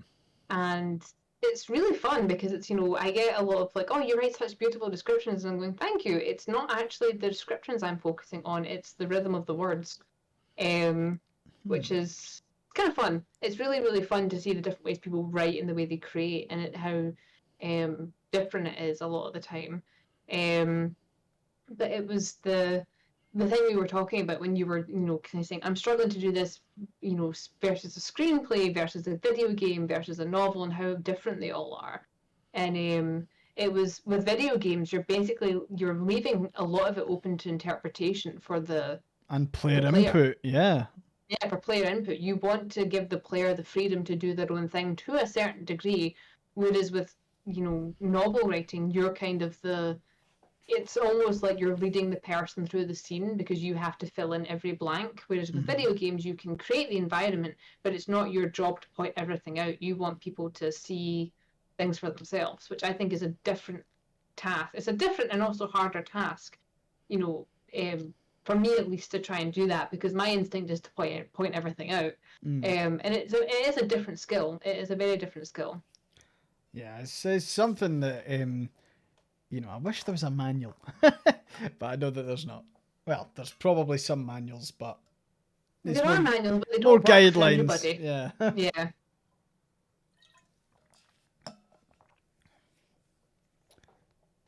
Do wonder if that's why Rogue Rowan likes your style so much, because even Yeah, though that was I butted head with my editors a lot, because they were going, "You're not describing things enough," and I'm going, "I don't want to. I want people to feel. I want people to be able to see themselves in the character to some extent. I mm, don't want, there was there was a really interesting thing too. Like, people were saying kind of like, "Oh, I thought, Ursula was supposed to be really, really skinny, but you talk about her as if she's fat." And I'm going, I'm just using body neutral language for a lot of my characters. Um, it's and that's another thing too. I strive very hard to use neutral descriptors for people, and not to try and ascribe personalities to physical descriptors. And for a lot of people, that was the first time they encountered that, and it was kind of throwing them, because they're going, "Well, I can't, like, um, or someone will kill you with their thighs. Doesn't matter how big they are." True, um, but it's I just was gonna say, are it you was. seriously telling me that her breasts bounce boobily isn't a rhythmically pleasing sentence? I mean, it is, but it's also bad. It's It's bad really, yeah, descriptive work. it's But bad. it's it was fun, because for a lot of people, it was the first time for them reading a book that wasn't a hindrance to them, and that Mm, was because I put my foot down and I'm going, listen, a big part with adults, when they become, with ADHD adults, is when they get into reading as adults, they're getting inundated with feedback that doesn't let them latch onto something. And also, there's a lot of kind of emphasis on punchy sentences, which I fucking hate. mm, Punchy sentences are good in moderation, but the current emphasis in publishing is to make everything punchy and concise. And I'm going, there's no rhythm for certain brains to latch onto, because a lot of us need rhythm to get into the flow of things. Um, so that was when I was writing it. It was a very technical experience for all of us, and my editors are they're going, "This is not going to do well outside the mainstream," and I'm going, "Fuck the mainstream! I'm not writing for mainstream. I'm writing for me." like, um, and then it turned out to be a lot of people could actually, I've had hundreds of messages from people saying, "This is the first book I've read since I was a teenager," because it's actually, and I did so much accessibility work with the actual text itself, mm. not just the formatting and everything else, but actually the sentence structure, how things were described, how often they were described, how little they were described. And it's just yeah, I don't it's weird trying when people ask me about it and they're going, "Well, how did you do that?" And I'm going, "I don't know. I just did what is naturally in my head." And a lot of my training as an editor goes against that. um it's more like the rhythm of conversation, which is, a lot of people can follow that a lot easier than they can follow, he moved here, he did this, it's very kind of, yeah. I don't know. A lot of modern publishing is not great. It suffers from the Marvel effect of everything has to be a quip, everything has to be Yeah. quick, everything has to be this. Something I'm always has to be happening. You can't ever linger, I'm and I wondering if don't agree that's with that. yeah, I'm wondering if that's also more to do with like a almost like a wider problem with like film and TV that like they never allow characters to have like quirks to their speech or anything like that unless it's like painfully deliberate. So like you don't get the same kind of like ums and ahs in TV and film. You know, if people have, you know, if I was to say like constantly, or if I stop mid sentence and then Hmm. pick it up again, like that, I'd say that's a more natural flow of conversation than everyone being able to say absolutely everything perfectly first time. Like no strain in their voice, no, like anything. Like I feel, even though I know that you weren't writing scenes in your book where there was this kind of deliberate, like not conciseness about text, like as in Hmm. about spoken word. Like, there wasn't 3 pages of Nathan going, but, there was still enough of a flow in the writing of it, as opposed to like what I imagine some screenplays are like, as, he said this, he leaves this, he goes left, Hmm. she says this, and it's just very, it's almost like very unnatural. Um, I'm just reading the comments, but yeah, it's very. yeah. There is a very kind of um, lack of humanity to a lot of it, which I'm not interested in. Mm, If there's no pause for the characters, it means there's no pause for the readers either to reflect on things, and I don't like that. I need time in my novels to sometimes kind of let my brain meander a bit and just enjoy the scenic route, yeah. which you don't often get to do anymore. And that's a big, you get to do it a lot with young adult fiction because those books tend to be very heavy on self reflection. Mm-hmm. But it's becoming less and less of a thing now. It's more focused on action and keeping things constantly moving. And I'm personally very bored of that. I also just can't read it. Um, Also, just Azuri just dragging me in the comments there. Your brain meandering, never. Yeah, you get to say that because we've been friends for 15 years. um, but it's that I don't know. It just if everything's the same, it's boring. I don't want every story to be the same. I want to experience the world through other people's eyes and through how they experience things. And I'm not getting to do that because everyone's following this. They're all singing from the same hymn sheet. They're all following the exact same rule sheet, Mm-hmm. and there's no joy in it for me at all. There's just absolutely no incentive to keep reading something if it's going to be the exact sentence structure over and over and over and over with occasional bits of variation to, you know, spice it up. And I'm going, no, I want something that gets my interest specifically. And it's a problem because, you know, I can't remember the exact statistic, but it was something like ADHD adults, you tend to be very, very avid readers as children, and then you get to a certain age and you lose that. And it's really, really sad for a lot of people because reading is a great joy for a lot of people. And if you lose that, it's, well, what's wrong with me? Why can't I do that? And it's basically a lot of part of it's executive dysfunction, part of it's time and everything else.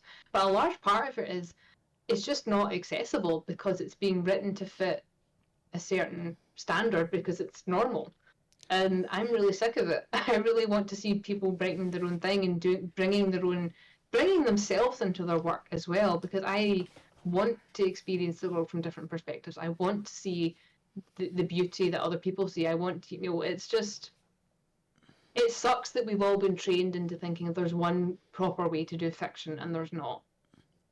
I find it really funny that whenever I'm on stream with you, Joy, I go, "Oh God, I've got ADHD." It's like I every bet it's every a lot of every people. every single time, and it's always a slightly different symptom, and I go, "Oh dear Christ, I need." To... Do you know, for me, for the longest time, that was the thing. I was in complete denial because I would be talking about things and I'd get messages on Tumblr going, "My friend, you have ADHD." And I'm like, no, no. And then I went and got tested, and it was, oh, you're extremely hyper. And then I got my diagnosis of pernicious anemia, which was causing dementia symptoms, which is, if you've never had your B12 levels checked, please do that. And they were like, okay, but we'll retest you for ADHD because you might not have had that. It could have been the effects of the pernicious anemia. They retested me and I was worse than before. They're like, oh, Oh. you actually have energy now. So yeah, you do actually have, your ADHD is fairly severe. You're even more hyper than before. And I was like, great. So, I was having the dementia from the B12 deficiency was actually slowing me down. Fantastic. So now it's that kind of trying to learn to harness my brain slightly in a way that is not harmful. And a big part of that is removing shame from I'm not doing enough, because a big motivator for a lot of ADHD people is they use panic and guilt, and it's not a sustainable way of doing it. I've talked about it before. I called it the elastic band of stress and anger. You can use it so many times before it snaps, and then you can't use it anymore. And that's essentially what happened to me when I was doing the first book of Hunger Pangs. It was basically oh yeah, there's a deadline. I'll use the deadline to get the focus to do the thing. That broke, and I can't use deadlines anymore to get things done. So I had to completely relearn how to do everything, and it's weird, but it's also good, I think. Sitting fucking holding my head going, stop giving me symptoms, Joy.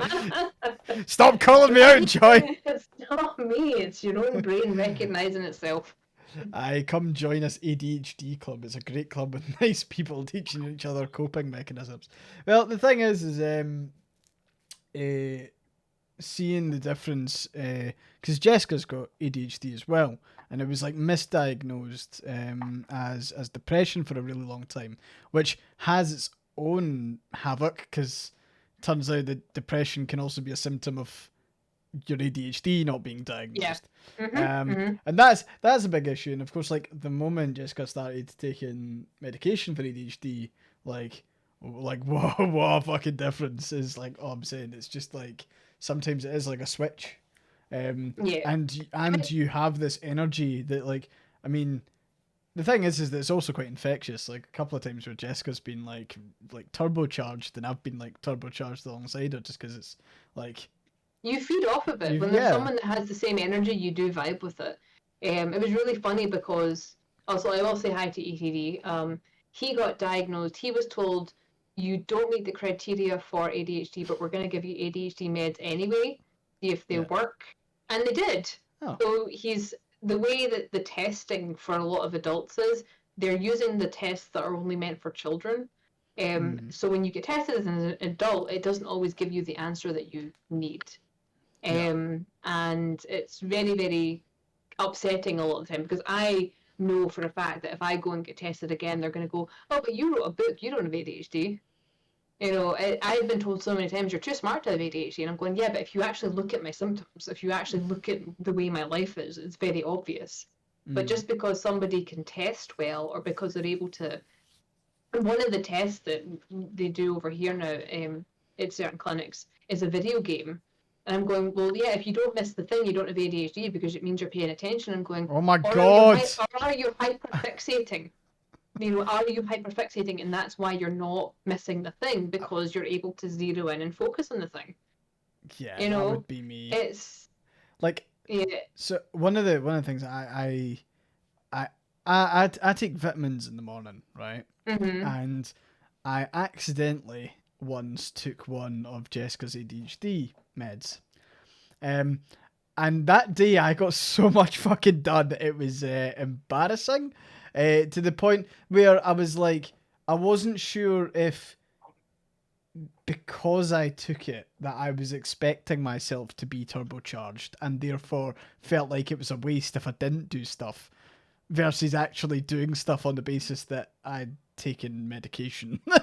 So is like, I almost feel like every single time I've got that kind of like guilt trip in the back of my mind that's going, you've just got a really good placebo effect. You've tricked yourself. You managed to con yourself into being productive. Where are you? There you go. There she goes. But yeah, tricking yourself into being productive is an interesting one. Sorry, can I do like a massive, like fucking, like shameless shout out and basically tell everyone if they have a Twitter account, could they possibly go and give my pinned tweet a like? It's posted today and it's like a kind of pitch deck for the whole stream thing. Some people in the community left me like a shitload of really, really nice feedback, which is on the second page. Um, and it made me really, really embarrassed to try and like respond to it. So I've just stated that I was embarrassed on the pitch deck. But if you give that a like, it's really much appreciated because obviously that's the thing that anyone who views the stream and would like to, I don't know, sponsor the stream or whatever, that's the thing that they'll see. So yeah, if you're able to give that a thumbs up or a retweet or a subscribe or a like or a ring the bell or whatever the hell it is, it'd be very much appreciated. But yeah, that's what that was a bit of productivity actually. I was able to get that out. I have been working on that for way too long. Someone in the chat got any tips on how to find ADHD meds that work for you? Because I and Doc are trying shit and I keep getting weird side effects or no effect at all. It's hard because you often have to go through them all to find something that will work for you, and sometimes you need to try them at different doses. It's you either have you basically have to play around with dosages and then you have to try them all, and then you have to basically just, because if you're really, really struggling, it's basically just trying everything to see what works. I actually, one of the ways I manage it, because I'm unable to take medication because of the way the side effects interact with my mental health, is that I actually do manage it through diet and supplements. Not in the kind of like, oh yeah, you can get rid of it with diet and supplements, but because your brain needs a lot of protein and carbohydrates, you need the glucose. And you need more of it because your brain needs the dopamine to do stuff. So it's things like make sure you're eating a breakfast that's got protein, because a lot of people don't, they just have carbohydrate. I also take a B complex, because B complexes are very good for neurological health. And I also make sure I take vitamin D, because apparently vitamin D is a thing that people with ADHD are very low in. And that's possibly because there's overlap between ADHD and connective tissue problems. So, regular snacks with carbohydrates and protein help. Yes, they do. If you were ever one of those people that can very cheerfully just sit and fill your face without thinking about it while you're doing stuff, you're probably giving yourself the energy you need to focus on the thing. I know when I was at university, I would literally sit down with like a packet of Jaffa cakes, like a full thing. If I was doing an essay, the whole like 24 cakes would be gone by the time the essay was done, because my brain needed the constant glucose for that. And I now get around it by having like a glucose drink. And you just sip on that because it gives your brain steady bursts of sugar and energy and everything else. Because that's what a big thing with ADHD kids is, oh, don't give them sugar, it makes them hyper. It's actually giving them energy a lot of the time, but they're often, it needs to be, controlled in a good way. So I often get really annoyed when you see parents who say things like, oh, don't give your ADHD kids sugar, it makes them worse. Does it, or is it giving them energy that you need to learn how to redirect? And vitamin D deficiency is really common. Yeah, with ADHD. So here's a question: ADHD and seasonal affective disorder. Obviously, they absolutely feed into each other. Yeah. Okay, yeah, I need to go to the doctor. I need to go to the doctor. Fucking hell. I have this is I have my ring light up here obviously, but I also have a sad lamp as well, which it's really funny because the warning that comes with Velux sad lamps is, do not leave this on for too long because you may induce hypomania. For people with ADHD, it's more common you're more likely to develop hypomania from a sun lamp because you're getting so much vitamin D and stimulant from these lamps that you can actually go a wee bit of fixation with it. So it's fun. It's really, really fun. Like how we're conquering ADHD in this chat tonight. I'm not saying buy vitamins and all these things. Like, I hate people who are like, oh yeah, take vitamins. I'm just letting you know what I do as someone who can't be medicated. it's do I have them here? No, I do not. There's vitamins that are supposed to be for like brain support. For a lot of people, it will not really do anything. But if you are slightly deficient, and if you do have some sort of, neurodivergency, which does, you do tend to find that goes along with a lot of deficiencies. Mm-hmm. Not entirely sure why. Yeah, it can be helpful. Excuse me, what are you doing? See, that's my distraction gone because Holly's going back and forth, back and forth. But there's a lot of things you can do if you find yourself in a situation where you can't be medicated, and I hate not being medicated. I would sell my soul, what's left of it, to Satan himself to be medicated. But in the meantime, I will do what I can to manage it, which can look like electrolyte drinks with glucose, making sure you're getting enough protein, and making sure you're on top of any deficiencies you have. And if you do suffer from SAD syndrome, doing what you can to, remedy that, which could either be making sure you go out for a walk, even if you're just getting grey light, or getting a sun lamp or something. It might be why you hate having a curtain shut. Yeah. Joy has a soul left. Parts of it came back. But yeah. Oh, he's in the chat. Fantastic. It was reduced to nothing after Crucifix nail nipples, and everything since then has just been slowly building it back up. Yes. It is interesting how many things like that can kind of like dovetail when it comes to mental health, though. Like, obviously, they all kind of either feed into or feed out of them. Are you talking about politics or not? Did you see that Soccer Aid is on England versus Soccer Aid? Yeah, it's football. Who cares? Nope, we're talking about ADHD. ADHD and mental health. Yeah. Soul is like a liver. As long as you have some, it comes back. So what you're saying is Crucifix nail nipples was the equivalent of several bottles of absinthe to that liver. And which is what I was drinking at the time of editing it, so yes, very, very apt. I used to be a big absinthe drinker because I like the taste of licorice.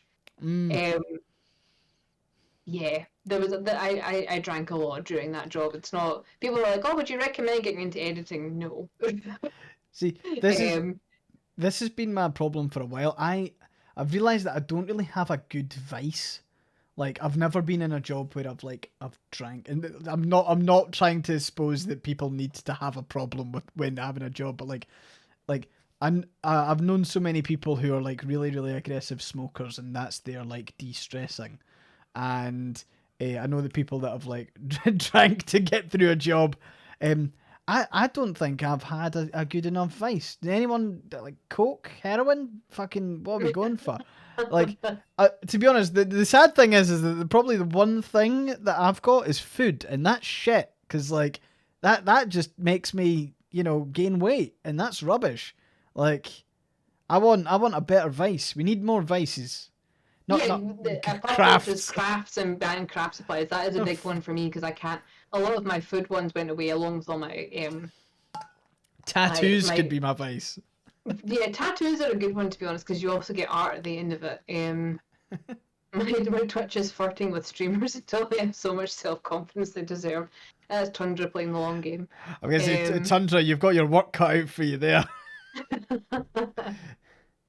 no, that was another one that I always tell people is buying books is a different hobby from reading books. So my advice is probably I buy a lot of books and then I don't read them. That's not fantastic. See, the thing is that I don't think playing video games is a vice. Otherwise, it would be like something that I've got a problem with. See, yeah, to be fair, that has actually worked, Tundra. You've actually given me the confidence to wear vests more often. And the fact that I've got a chair now means I'm up even higher. So I can really pull it down. So you've managed to succeed in doing that. Now I just need to invest in actual more vests than you seeing the same 3 white vests on a fucking cycle every single. I'm washing so many vests at the moment purely for this stream. I'm now getting high on. No, I would never do that. Definitely not. We're high on life. That's all we need. High on life. That's what it is. Might even see some titty. It would not impress any of you. Like, I know that there's some people out there that say that all titty's good titty. It is not true when it comes to mine. Um, Well, how would we know? How would we know unless you let us I, find out? I suppose some people just like hair, lots and lots of hair. Listen, Um, do you know the number of people that messaged me over Nathan going, finally a man with chest hair? yeah, It was a big thing. It was a lot of people were going, yes, finally. Like it was nice for a lot of that for people to see that I was going for that kind of see, not the shirtless, hairless man on a cover of a romance novel. see, Because I hate Panny that. Pannycorn has a good idea. Don't give your titty away for free. That's yeah. You need that's Poor that's people. that's that's that's for the subscribers only stream. Yes. But no, the it's interesting you mentioned the front covers. Obviously, the front covers of books there in your erotic Highland romance novels. There's always like a Scotsman in a kilt, like Yeah. and And shirtless, and like that kind of like CGI'd like six pack that's on like it's always at like a 45-degree angle, and it's on every single person. it's the same ab guy. It's the same guy a lot of the time. I Yeah, think there's about 5 or 6 of them, and they all get waxed and dehydrated, and then they just get superimposed onto like generic male frames. Um, it's I don't like it. I really don't like it. I think it's very dehumanizing. And mm. I don't, for anyone that's their thing, that's fine. I don't mind. But me personally, it kind of makes me go. I look at it and I go, he's dehydrated. He needs some water. Let's fix that. I don't like looking. I don't know. I like people to be healthy. I think that's one of the sexiest things you can be is to be, and I don't mean that in a super fit way. Like I mean like just being comfortable in your own skin, but also just taking care of your body in the most See, neutral sense of that. See, this is Um, this is why I find CrossFit to be really, really weird. Like CrossFit, like there's lots of CrossFitters I know who are my age, maybe slightly older, maybe slightly younger, and they're like typical gym people, they've got the physique of gym people and they go and they do like really, really silly exercises. But like one of the things that I find most kind of dangerous about CrossFit is that the way that CrossFitters do pull-ups, if you've ever watched a CrossFitter do pull-ups, like they do several pull-ups and they do them rapidly and they do them like it almost ends up looking like they're just doing this, and it is absolutely going to fuck their joints up like by the mhm, time that mhm. they're 40. And every time I see someone doing it, it's it looks good at the moment, it looks good when you're built like that, but when you've got that fucking joint pain when you're like 40 years old, or even when you're older than that, like the joint pain will eventually like really fuck you. um but yeah, there's like the whole thing just looks odd. um There's a lot of focus on the health industry, and it's not actually healthy. It's about aesthetic. yeah, Um, I mean that and is it's it. some yeah. It was something I had to like because I got diagnosed with a connective tissue disorder in 2020, the start of the pandemic. Um, and it's obviously been a lifelong thing for me to be struggling with, but it's only recently I figured out why. And a lot of the physical therapy I was doing before that, because I had chronic pain, regional um, disorder, which is just, we don't understand why you're in pain. Um, I was sent to a lot of physical therapies that were actually doing damage because it was focusing on strength building in a not a healthy way for what my body needed. And I mm. think there needs to be a lot more focus on individual health needs as opposed to conforming to what people think is healthy. See, And the truth is, what a lot of people think of as healthy is actually not. nah. Um, Health is an individual thing. You cannot make yourself be like someone else just because that's what doctors are saying. Oh, you should have a BMI of this. Well, if I have a BMI of what is considered to be healthy for my height, I will be extremely underweight.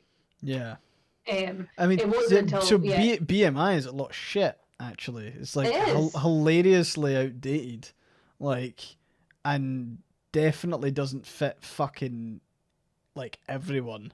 there'll be certain people that it probably works fine for and is a good measure of it. But like, if I was to be a certain, if I was to be in the correct BMI for me, I think it would put me at about 64 kilograms, which would be like atrociously underweight.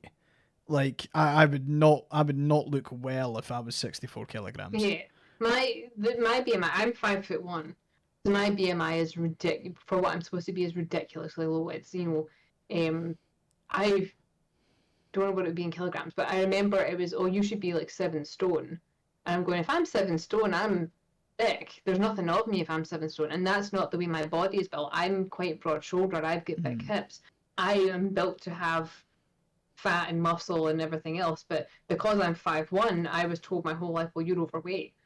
And it was only very recently until I switched to the new doctors who were not just body positive, but body neutral. Their focus was on how do you, and as an individual, how do you feel? What is happening with you? Because I remember being told, when I weighed 135 pounds, being told, well, you're overweight, so that's why you're having problems. Mm.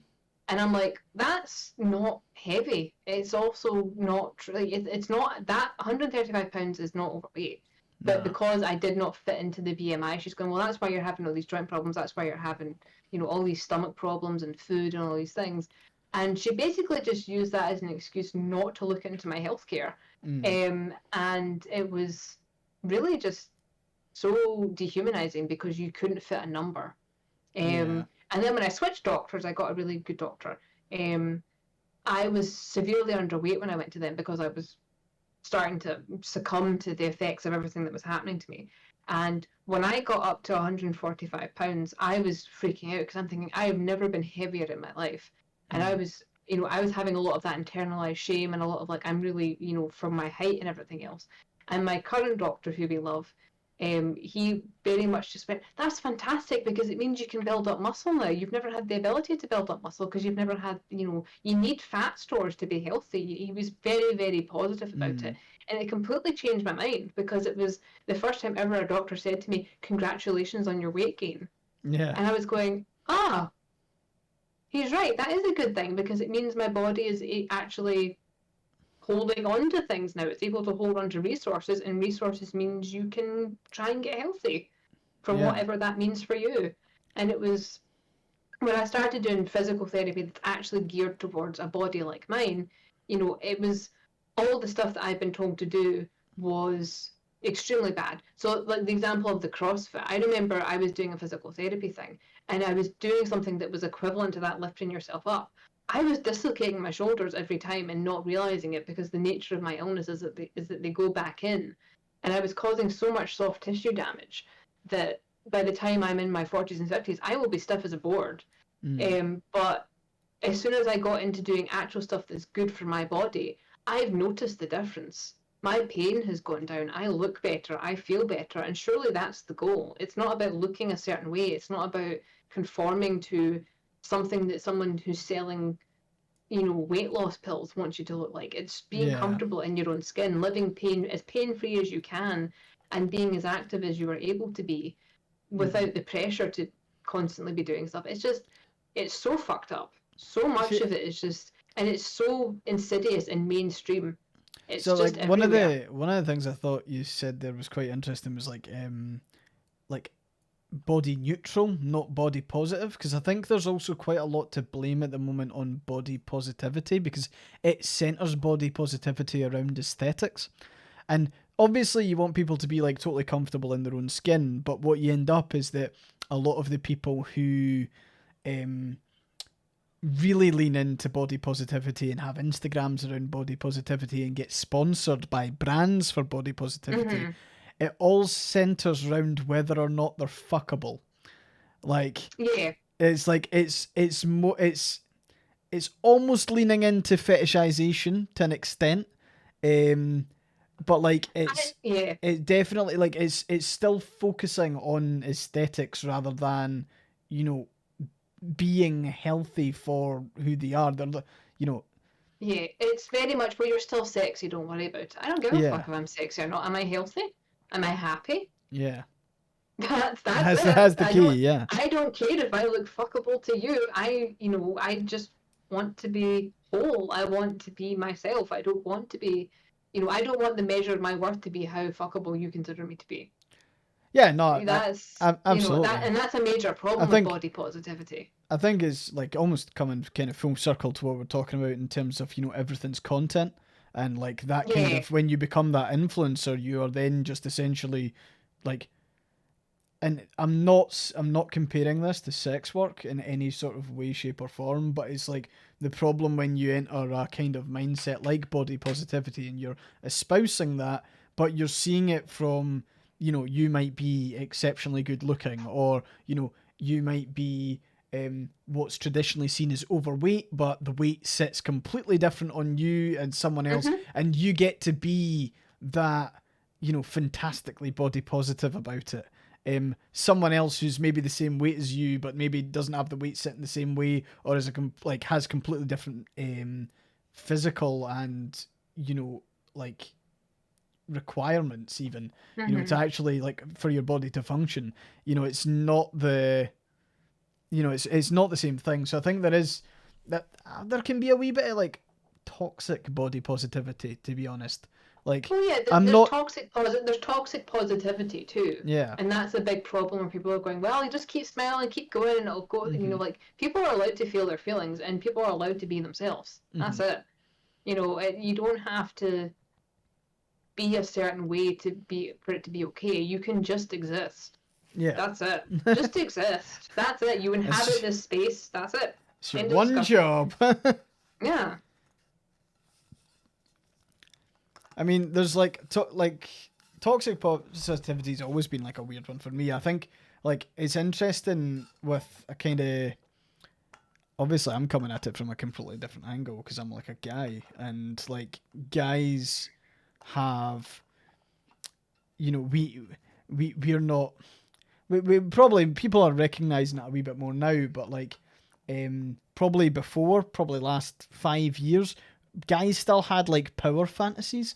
It wasn't like, seeing a guy in like a men's fitness magazine wasn't the same as a lassie coming up against like all of the supermodels and all of that kind of magazine. Is like, we were expected to Mm-hmm. strive for that. It wasn't like there wasn't that mental jump between, like girls having to see like exceptionally photoshopped images of women on Instagram, on magazines, and all the rest of it. That's been talked about as a, feminist kind of role model issue for a long, long time. Mm-hmm. Whereas I feel like guys didn't make that jump until very, very recently, where it's like, that guy that's on the front cover of the magazine, like he hasn't drank a cup of water in 36 hours.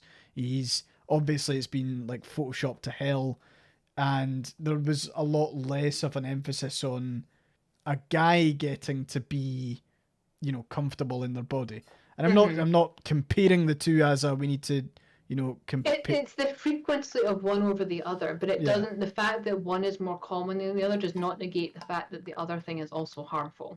yeah, Because yeah, there will be some people that are extremely harmed by the fact that you. I think the prime example is it was the sports magazine and it was the male power fantasy and it's Hugh Jackman ripped. He looks as if yeah, he's not had a meal in like a week. yeah, And then you look at the Hugh Jackman on women's covers. He's standing there in a sweater, looking all cute and nice, and yeah, you're going, yeah, yeah, that's the thing. Like it's the just because the women have been subjected to this for longer does not mean that it's not um, also harmful because there will be people that are harmed by that, and Oh it's yeah. I mean, it. I know a guy that's like, I think he's probably been a bit more badly affected of it like over the course of his life than me, but like, I think he took a lot of it to heart, and he's never felt particularly comfortable in his body. Mm-hmm, I kind of like get by. Obviously, I'd like things to be a wee bit better, but like I'm not as bad at it. But like it is weird when you do actually encounter someone that is affected pretty badly by it,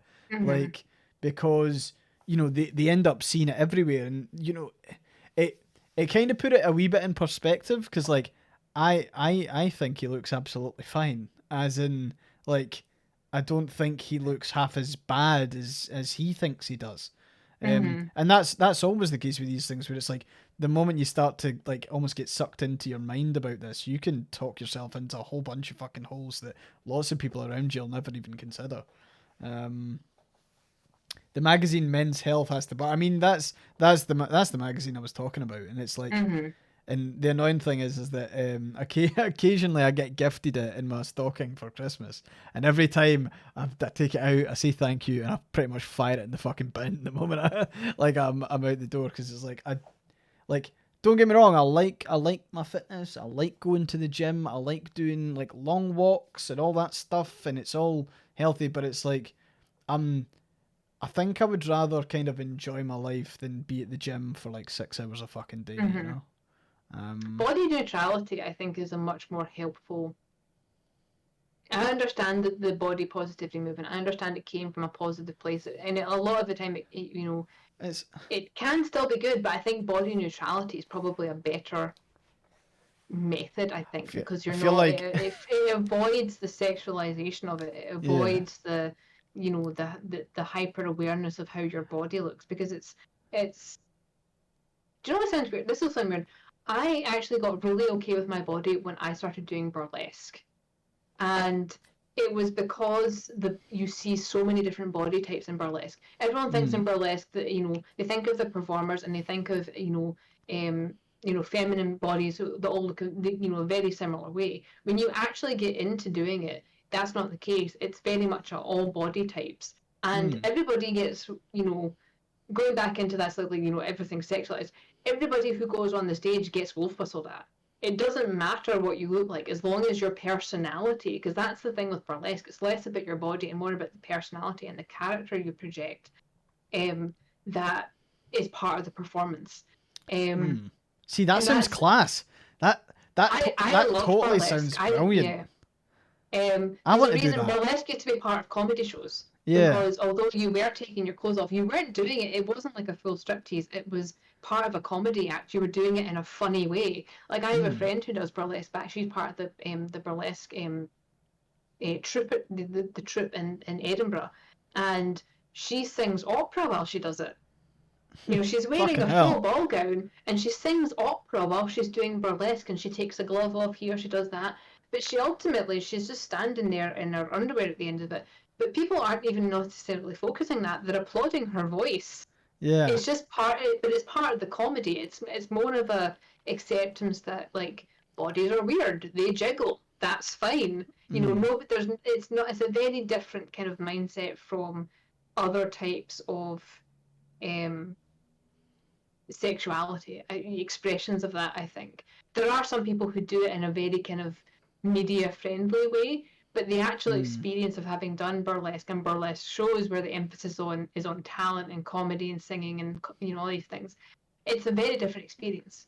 Um, you will never see the same body type more than once at a community burlesque show, which I think is wonderful because the diversity you get to see is fabulous. see, Um, and that's cool. It's almost like it should be the kind of default of how people approach like body types, eh? Because like, like yeah. what you've just told me there. I was like, I kind of want to take part in a burlesque show. Fuck it. Can we stream one? Is that allowed?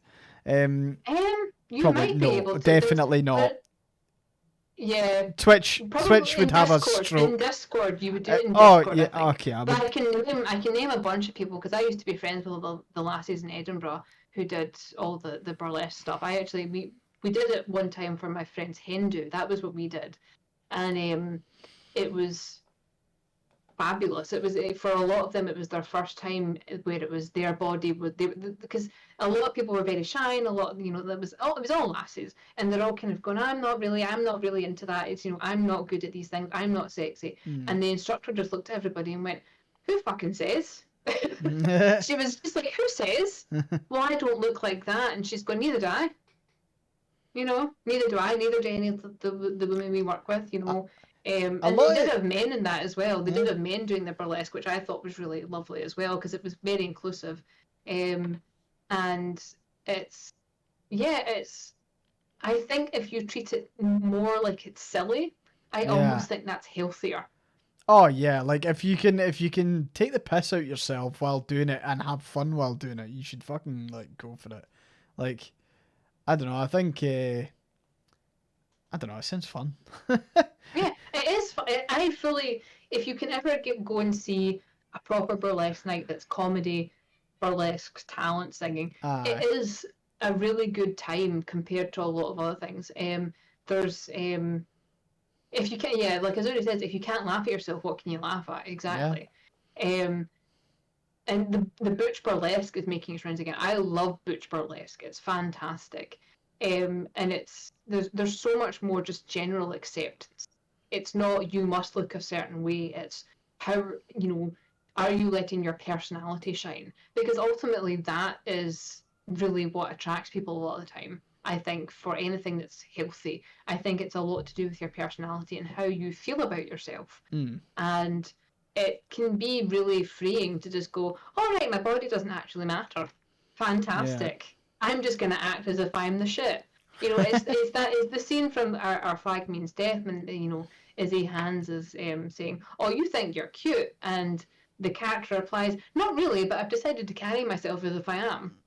That's it. That's Like it's you know, yeah, I always find it's like sexy almost comes from just confidence and being like really really yeah. grounded in what you are. I mean, one of the things that I think's quite interesting, and it's something that I've experienced. Obviously, starting kind of like I go to like a class every Monday, like I do Krav Maga, and like one of the things is like I feel like if I was to go to any class like that was a like around like any sort of fitness. I feel like locally, lots of people in all these clubs and community like things are all super duper supportive. Um, Mm-hmm. but then like you kind of then have to ask yourself like where the fuck's all the pressure coming from? And it is literally just online. I mean, Yeah. the one thing that I fucking despise, and I think I've mentioned this on the stream before, but like one thing I fucking despise is like the Instagram like how to look pipeline is horrible, Mm, particularly for any user that the Instagram detects is a woman or feminine, because what your suggested recommendations are go completely fucking hard on like you know like blonde like plastic surgery big bum like it's well, that is literally the ideal um like perspective that you're fucking given, and that is all that exists on your Instagram feed. If you go into the explore function, it's like it's all that, and there's no diversity in body type, there's no nothing. It's just a bunch of people who all look the exact fucking same, either because they've all went to the same plastic surgeon, or it's just like the in trend at that time. mm-hmm. And that's literally the only thing that like I feel like that's the only thing that's really forcing that kind of mindset out into the world. Because if you go into any community classes, like one of the things that my instructor says is like, look, obviously this is self-defense class. You're not all going to be able to fight like you're like 6'5". Mm-hmm. Like you've got to fight with the body you have, and that's cool because it means that you'll be able to do some things that someone else can't. And like that's how he frames it. So there's like all body types at the self-defense class as well, and it's interesting because it means that whenever you fight someone new, they can actually do something different.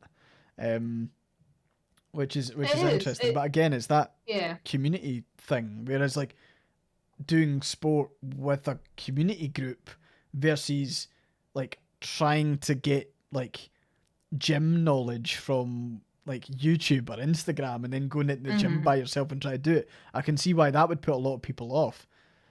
I also have a plan to completely overhaul um how PE is taught in schools.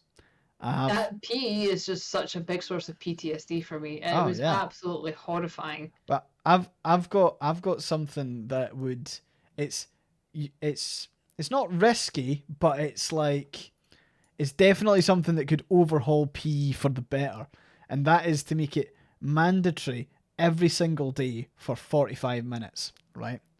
And but with the thing is that you remove pretty much all competitive sport that can be offered as extracurricular.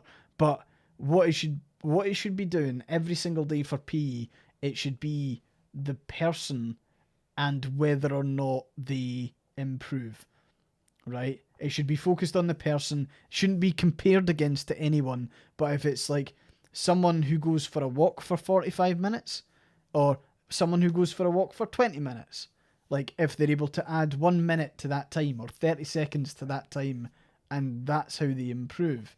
I think one of the problems that we've got with PE at the moment is that, like, if you take PE and you get put into core PE class in first year of high school, you're doing football with people who do football outside of class, people who do football, they want to be kind of semi-professional about it, Mm-hmm. people who don't give a fuck about football. But, like, I'm not there to learn football, and I'm not learning about what works for me and my body. So, like, that those 45 minutes might be, someone might really like the rowing machine.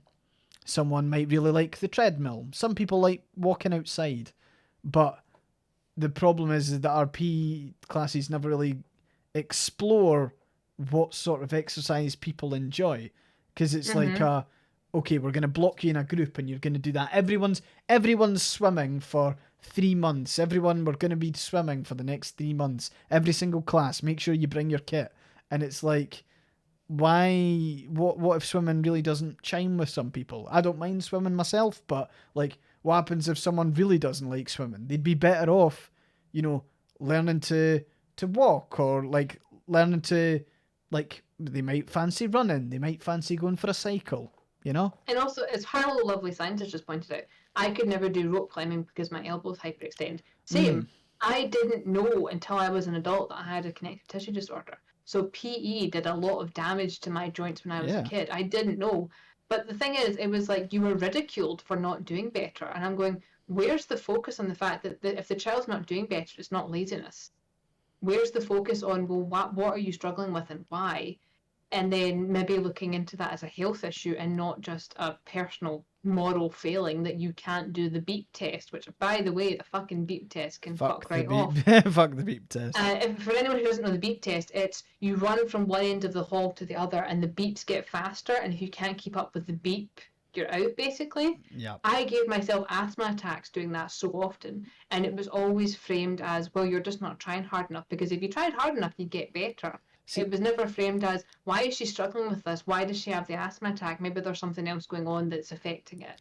And for me, I would have actually been a lot healthier as a kid if I'd been allowed to go, like you're saying, doing it 45 minutes a day. If I'd been allowed to go for a 45-minute walk, I'd be healthier because I wouldn't be injuring myself. Yeah. Whereas from doing an hour a week of doing intense physical exertion, I was not getting better. I was just getting worse because I was Yeah. injuring myself. And then you go through the recovery period, but you don't get enough time to recover in that time. So Yeah. I'd be better off going for a walk every day versus do push-ups, do this, do that, do cross And country. So, and why can't kids pick and choose how they exercise? Right, and it's interesting. So we've mentioned the beep test, and then Kate has just mentioned the mile run that they made us all do. And Yes. so many people don't get this, but that requires two very different types of energy, right? You have two main types of energy if you're doing sport or physical activity. You have explosive energy, or you have, like, consistent long distance energy, right? I am pretty bad as a long distance runner, right? That's something, obviously, because I did quite a lot of, like, high intensity sport when I was young. I did fencing, I did boxing, all that kind of stuff. Like, you don't, like, when you train at something for that amount of time, you're actually really good. So, like, the beep test, for example, I quite enjoy the beep test because I can explode a lot of energy out. I can get to the other side, then my body recovers fast, and then I can explode again to do the next bit of the beep test. If you try and put me consistently over the course of, like, a 5 or 10K and tell me, you're not stopping, I'll be dying on my arse by the end of it. And Mm-hmm. even trying to make the transition. So at the moment, like, I'm going for more runs, and I'm trying to, like, turn it into longer, like, running. I want to be able to run for a longer distance, and, like, people really don't get the idea that like that is actually quite a long thing like to transfer. So kids who maybe were better at walking for 45 minutes or a light jog for 45 minutes or whatever it was, like trying to put them through a 5-minute beep test, it puts them off a physical fucking education. And Mhm. the number of people who like go through high school and then just like never think to join a gym or never think to do any sort of like physical exercise, like going for a walk, like casually going for a walk. They don't think of that as physical exercise that's good for their body, because all they're thinking about is, oh, physical exercise is what PE was in Yeah. high school, and they end up completely bouncing off of that. So it's pretty. Yeah, basically I'm gonna revolutionize PE. I don't know why. Like I don't know how. I don't know how I'm gonna do it, but I've done a thing. And funnily enough, there is actually studies to back up that if you do get students who are dedicated to their own physical education and they do the 45 minutes at the start of the day, then they are significantly better in class. They perform better in class in academic nature, because there was a trial that was done in the US. They decided to take a private school in the US, or a very kind of affluent area, and then they worked with a school from a slightly poorer demographic, but put them through that 45 minutes a day, and the performance was the exact fucking same academically. And the only thing they did was 45 minutes every single day. They just worked on their own physical fitness. It was never compared to the class. There was never like a tug of war, or there was never a you race to climb the rope or anything. It was a, can you beat your time from yesterday? And that was the entire thing. And it changes the mindset completely, because it's like obviously this can get to like an unhealthy point when you're always wanting to improve, but like it instills that, look, if I'm able to beat what I did yesterday, it means that I'm improving. And that means, it might be running for a minute and then needing to walk for 5 before you can run again. But then what if you can run for a minute and 10 seconds the next day? That's still an improvement. So what they were finding was that all these kids were actually learning how to be fit. And I don't think that that's taught enough in PE here at all. You don't get any, like what Celosia 89 was saying, is there's no gym safety. There's no actual do your warm up stretches, okay, how? Yeah. Do your cool down stretches, okay, how? They just yell things at you. Remember to warm up before gym. How can I warm up before gym if I'm coming after doing English? Yeah. Yeah. How can I cool down after gym if I'm going straight into geography? You can't. That Yeah. has to be part of the curriculum. There has to be time for warm up and cool down and getting yourself together before you get thrown back into the academic side of what you're doing. Because I used to play hockey. I was actually a really, really big hockey fan when I was younger. And we would go we'd do an hour at lunchtimes, and then you'd have your PE, and then you'd have to go from class to class. We never got time to properly wind down from games. So you'd be sitting there in class and you'd be getting spasms and cramps, and you'd be getting kind of like yelled at by the teacher because you weren't focusing. Yeah, because you didn't have time to cool Yeah. down. You didn't have time to rehydrate and get your electrolytes back up and maybe get a snack. A lot of the time we were expected to sacrifice lunch for the sake of doing extra practice. Yeah. And I'm going, that's not healthy. Yeah.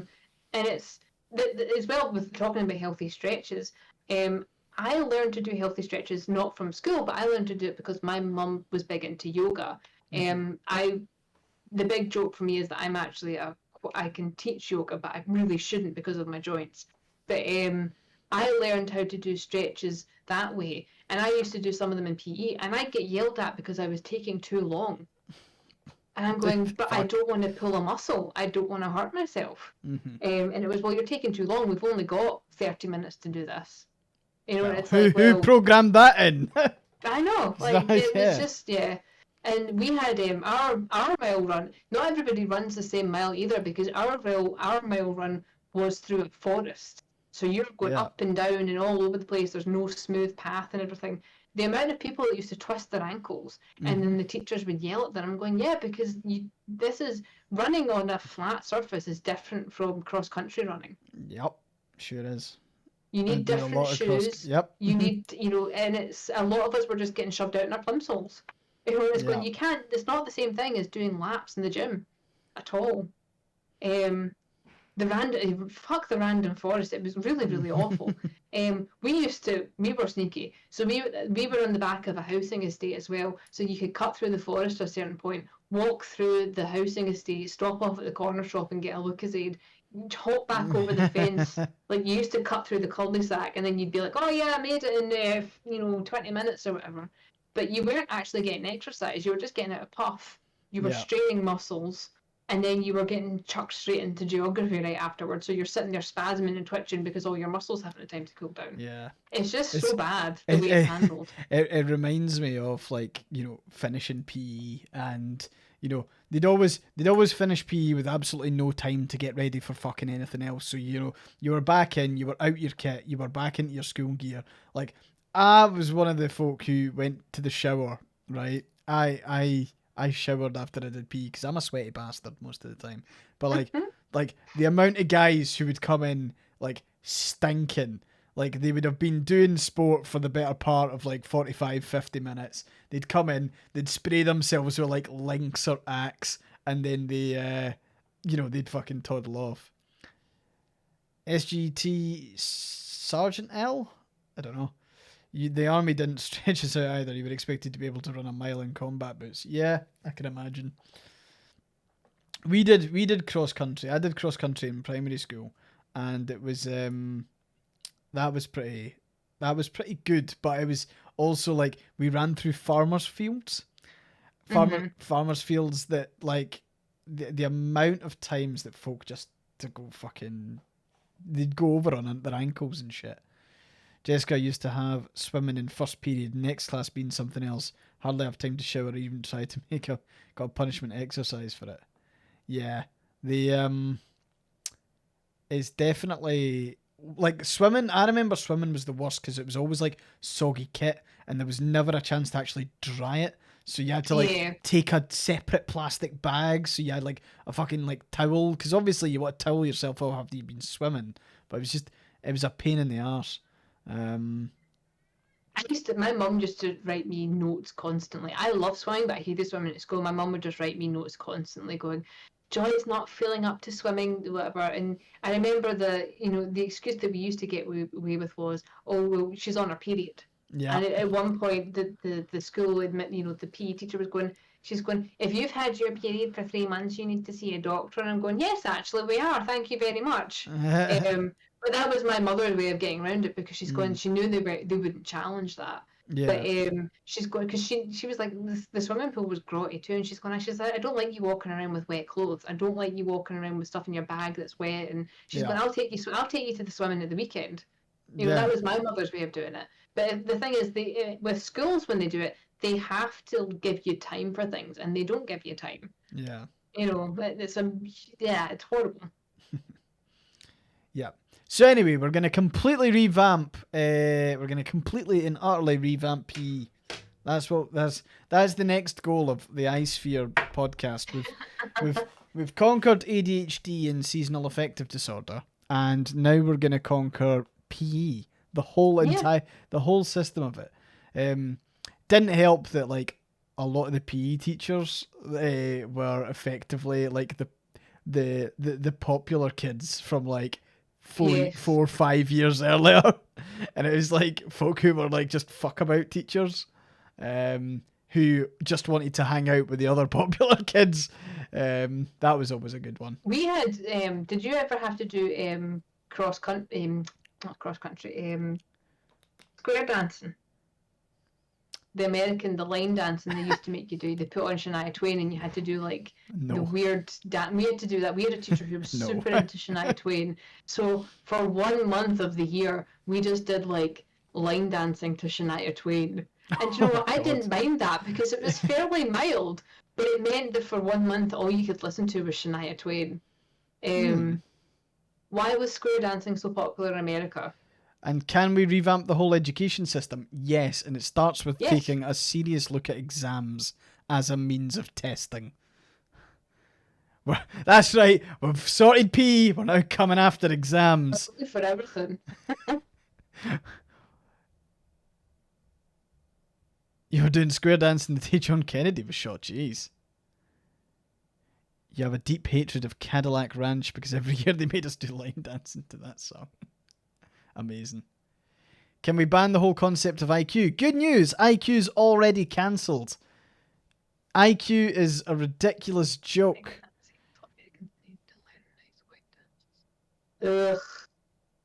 Henry Ford, yes, that one was a super mega Nazi, and he thought American kids needed to learn nice white dances to counteract the suggestive Jewish slush of jazz. What a cunt. What? I wish I could stop learning about America, man. I know, same. It's like every single time I hear it, I'm like, come on, there's got to be something else. See, the Scottish Scottish country dancing, I love doing Scottish country dancing. Yeah. And the thing is, you do end up using it at weddings. So that was all always the time. all the time. It's the best. It's like, like being able to like fucking do the Gay Gordons like fucking years later. You're like, I know It this just song. comes on. It's like a hind brain memory. You Oh, just hear yeah. the Gay Gordons and you just assume the position. It's fucking great. That is also like, without a shadow of a doubt, I think that's my favorite like Kaylee dance. Like the Gay Gordons, because it's got everything you want. It's got speed. You can potentially change a partner. Like if they can make the dance progressive, if they want to spice things up. But otherwise, you're getting a solid Gay Gordons. You're getting to twirl your partner. You're basically getting everything you want out of a dance, right? Like out of like a solid dance. Everyone for Ivor Scotland taking over the world. That is the next plan of this stream. That's the next community goal. Yeah. Name the Highland cow, then we take the world. Yeah, the whole thing with IQ is just a load of shit. Like the whole methodology is. behind it, the whole concept, the reason why it was there, and the fact that there's also like definitely the whole bell curve thing is fucking mental as well. Like, yeah, just bin the concept of IQ. In fact, you know what? The only Q thing that is actually worth its fucking salt is EQ. Like the emotional one. Like people need to have a high EQ. It's like literally you can do a lot with just those soft skills. Cuz you can And the thing is, a lot of that's taught. Yeah. Whereas IQ, a lot of it's your natural innate ability, and it's Yeah. like, well, to a certain degree, as you know, as Wartic pointed out, it's used for calculating the severity of mental disabilities. But it's become this thing by which everyone is measured based on, you know. I remember having to do it, and it was, well, obviously I belonged in the gifted program, and it was like I got told, well, your IQ is so high, you belong in the gifted program. Yeah. Didn't actually fucking teach me anything. They didn't teach me how to study. They didn't teach me how to learn. They just said, "Oh, you've got high IQ. There you go." And I'm going, right. Well, where do I develop the skills for any of this? Well, that's the problem, and it's what Rogue Rowan's saying is that like there's so much racism steeped in the bell curve as well, and the reason for that though wasn't so much to do with the IQ tests being designed to be racist. What actually happened was that particularly white areas actually got like better training at sitting IQ tests. Mm-hmm. So an IQ test doesn't test your actual IQ, it tests your ability to take an IQ test. And what they found was that the schools and the areas that couldn't afford or didn't tailor their training towards IQ tests, you're naturally going to have a lower overall average IQ. So that was then used to like propagate the myth that there were, like there was an average white IQ and there was an average other demographic IQ, people of color. And it's all just a fucking racist pile of shit. So for anyone who, whenever you hear someone banding about IQ, you can just ignore them pretty much. That's what I do. Every time I do Duolingo, right, I get an advert after Duolingo every time I finish a lesson. And it's always a stupid little fucking game that says something like, if you can complete this, your IQ is 180. And it's the simplest fucking puzzle that you've ever seen. And the silly demo that it's showing you in the video is like deliberately getting it wrong. Again, genetically engineered to wind me the fuck up. But it's like, because they want you to download the app. So they go, oh, well, if you can do this, you're really intelligent. And the funny thing is that because I know IQ's a load of shit, I'm like, your app's a load of shit as well. But what they're doing is they annoy you though. yeah, it still annoys the fuck out of me. But like, at least you know now. You know that IQ's a big pile of shite. Like you can, whenever you see it referenced everywhere, you can just be like, nah, I'm zen, I'm cleansed. You don't need to worry about it now. Unless you want to tell me about it, in which case I'll get annoyed on your behalf. That's fair. Sky saying, I actually think Rick and Morty managed to kill that I have a high IQ line of thought because you have to have a high IQ to understand Rick and Morty before it became so popular. Yeah. that reminds me, there was there's not a Rick and Morty game, but there's a game that was shown at the Xbox showcase this evening that has I think it's the guy, is it Justin Roiland or whoever voices Morty. So someone voices Morty and they're in a game and they're like they're an animal that's also your gun and it speaks to you, and like I was just watching that and I was just like I kind of hate that humor now. You know what it reminds me of? It reminds me of, you ever play the game Borderlands, Joy? Yeah. So you know, like Borderlands 2 was like I felt like it was funny back when I was like 16. You know, Claptrap saying some like funny shit, or like, you know, some of the characters saying stuff. But then that sort of humor just straight up fucking annoys you. I feel it's like very edgy humor. I feel like that about Rick and Morty now. Like I can't, like there was a time where like Rick and Morty was funny, and then the fucking what was it? There was the whole thing about the Szechuan sauce, and everyone went mental for it, and fucking like McDonald's, and like there was people screaming and jumping up on counters, and you saw videos of it, and I was just like, I don't want to associate with any of this, and I don't think any of it's funny anymore. It's just like it reminded me of like the sort of thing that if I was in high school when Rick and Morty was actually a thing, I would have like totally jumped on it, and it would have been part of like my wee atheism jaunt. Like it would have definitely part of your personality. Oh, it would have like it totally would have like hit that fucking like intellectually superior fucking wank that like I'm glad I shot through that and came out the other side largely unscathed. That would have been fucking dangerous, to be honest. It's like Ready Player One, where the guy's literally just wanking off to how many references to sci-fi you can make and how brilliant he is. But you know, the thing is, I enjoyed Ready Player One on a surface level, but when you look beyond the surface, you're kind of going, nah, wouldn't recommend. But for a lot of people, it became their core identity. It was, well, I'm obviously the intelligent gamer person because I got all these references. Yeah. It's going, good for you. I'm glad you have that. But yeah, you can have that one wee thing. you do you. But yeah, it was fucking. I just hey, cheers for the follow, Sergeant L. But yeah, it was like I'm glad I'm through all that now. But now, like looking at it and just hearing, like all you could hear in the trailer was the fucking Morty voice. Like that's all you could hear, and it was like to the point where I thought it was like, surely they're not making a Rick and Morty video game, because that's like that's cringe, man. But yeah, it looked very similar to that Journey to the Savage Planet, which I streamed briefly, but like very, very kind of like just walking the line of like could be funny but trying too hard. And I think that's the problem with like a lot of stuff at the moment, is that like it's trying too hard. I mean, Sky's mentioning like the MCU, and like the last Spider-Man film with all the Easter eggs and shit, and like all the references and all of like almost the meta on like, you know, how it was pitched. It was basically a film that was created by Twitter. It was horrible.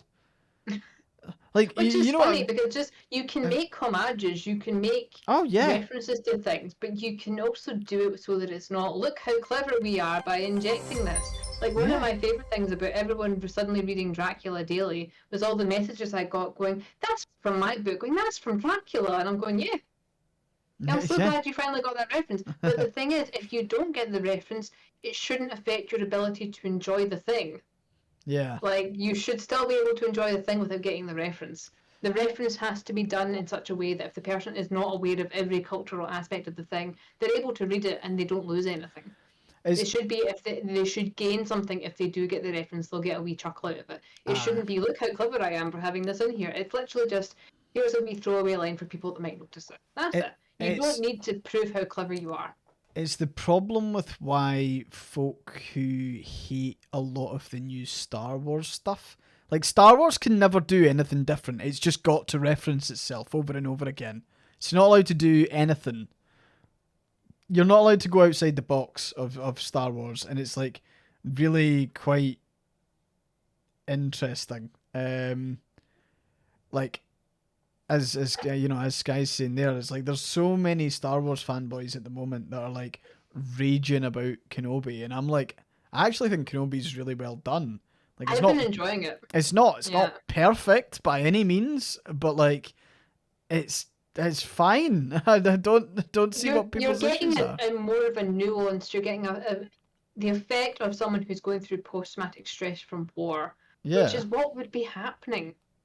yeah, You're getting you're getting an older man who lived through all these events, who's now having to live in a world where him and his people are being hunted, and he's having to protect all these people.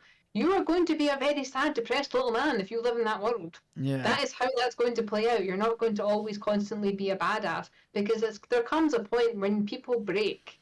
yeah, And I think it's also important to show that in media, where the hero does fall down and they get back up. But it's also the idea that he's getting back up because he's reconnecting with people. And that's more important than lone man does wonderful thing by himself yeah, and remains stalwart and perfect at all times. Because that's not how these things happen. The people that manage that are one in a billion probably. Everybody else survives with community. That's it. yeah. I mean, I find it like I just find it interesting that like there was so much like. To be honest, I fucking hate Star Wars fans, right? I fucking like. I'm a Star Wars fan. I really like Star Same. Wars, but God damn it, I fucking hate Star Wars fans. Fandom's Like mental. the moment the moment Episode 1 came out, and you had people fucking like going for the actress who plays Reva, who's Moses. I don't know the surname, but obviously just straight up being racist because of course, like why not? And then like critiquing the actress that plays Leia. It's like fucking come on. Like I think maybe Moses Ingram, that rings a bell. But yeah, like they were attacking the actress who plays Leia, and it's like, oh, I don't like her. She's too cheeky, and it's like that is Carrie Fisher as a fuck. Like they have done so Oh well. my God. I Like know. they have done so well in casting her, and she's such a good wee actress as well. I really hope she doesn't end up jaded by the entire experience, but like she's so good in the role as Leia, and I do like how they've also given her some of Carrie Fisher's lines throughout the series, like even from like a young kid perspective. Like she said let go of me a couple of times, and she's done it really well. And I fucking, you know, Kim, I hate it. I hate that there's Star Wars fans out there that are just bastards. And when the prequels came, they did it to Christian Hayden. Like they're talking about, oh, they harassed the kid. They also harassed Christian Christian Haydenson, Haydenson, who they now all love. who they'll never all love because he's you know, And I thought it was really sweet because I don't know if you've seen any of the interviews he's been doing, but they gave him to a bunch of kids. A bunch of kids were doing the interviews, Mm. and he's so happy. He's being such a dad with them. It's so Ah, nice, and he's just been lovely. And I'm going, that's what it should have been from the start. It shouldn't have been, I mean, it was a common thing back in the 70s and 80s as well. The actors were getting torn apart over George Lucas's terrible dialogue. And it's yeah. going, well, you can't attack him for the same thing because this time it's even worse because George Lucas's wife isn't there to fix it because she fixed a lot of the dialogue. And so did Carrie Fisher, because most people don't know this. Carrie Fisher was a dialogue editor for a lot of the prequels Mm. because Carrie Fisher was a fantastic author, just Mm. absolutely brilliant. But This Is How Liberty Dies to the Sound, or Democracy Dies to the Sound of Thunder's Applause was Carrie Fisher. Wasn't George Lucas. Oh yeah, I can tell that wasn't George Lucas. But making fun of Star Wars for the dialogue and making fun like, oh, they have such wooden portrayals, and if you even remotely look at like any of from the stuff from the 70s, you've got Mark Hamill sitting there going, we used to sit there and Harrison Ford used to direct them because George would go, just do it different, and they go, do what different? Yeah. Like, and the dialogue was so hard because they're going, you're saying words that don't exist. There's no frame of reference for how you're supposed to act this. Mm. And people ripped it to shreds back then too. And then the cult following forgets that. And then it's, oh, well, we'll just rip into the new ones because obviously they're wooden and they're not doing it as good as the Yeah. originals. Well, the originals didn't do it good either. Everybody that worked in Star Wars thought it was going to fail until it didn't. Because they're going, Yeah. there's no way people are going to latch onto all the sci-fi jargon and the dialogue and the way things are said. But it became a cult classic, and then it generated into this massive phenomenon. And now it's like, oh, well, this is the gold standard for this. It's not a gold standard. The dialogue is awkward. Yeah. It's still awkward. But Yeah. the language of sci-fi is often awkward. And attacking child actors because they're struggling to portray these things is just so shit. It's absolutely horrible. And like, oh, well, children actors are really, stiff and wooden. They're children. Yeah. They're children. They Yeah. don't have 30, 40 years of character acting experience to draw on. Shut the fuck up. Yeah. Please just leave them alone. we don't need to fucking deal with that. It is fascinating though, because it's Yeah. like I just don't get it. I honestly I don't get how someone can just fucking log on to Twitter and just go nuts. I mean, they were fucking direct messaging Moses Ingram like racial abuse over her character based on 2 episodes. And can I just say, there's also another annoying thing, and I'm seeing it happening with like TV shows a lot, but like TV shows, I understand the need to announce how many episodes there's going to be in a TV series, right? I get that. But see the amount of people who just criticize like a character in like the first episode, but then like don't expect them to have any sort of like a new character. Like we hadn't met Reva before, and we're 4 episodes in. We're getting to know her a wee bit more. She's still got 2 episodes of growth technically as a character and beyond, because I think there's going to be a season 2. But I just find it stunning that like these folk don't let characters grow throughout a TV series. It's like, okay, I didn't like her in episode 1, therefore I will not like her in episode 6. And then it's almost like they completely disregard the thought of any sort of journey with the characters, like any sort of arc. Like it's odd. It's a cinema sins problem, yeah. I feel like I hate cinema sins. fucking cinema sins. They It's are. so much damage to a young psyche. Oh yeah, I mean, like, it was like Here's everything wrong. yeah. Let's not look at how any of it interacts with any of it. Let's just look at how dumb all this is. Like, I feel like that has unfortunately put the kind of like it is the staple of like media criticism now. Like at the moment, yeah. between that and the what's it, the kind of old fashioned like curtains are blue like post where Yeah.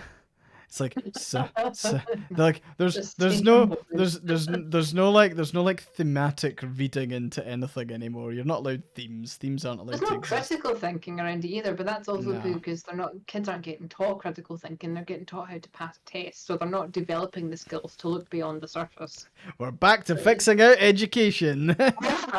We are. We're back to fixing education. Yeah, they do. They did want absolutely everything kind of explained to them, and I think, like, you need to get the balance right on that stuff. I mean, this is the problem as well with a lot of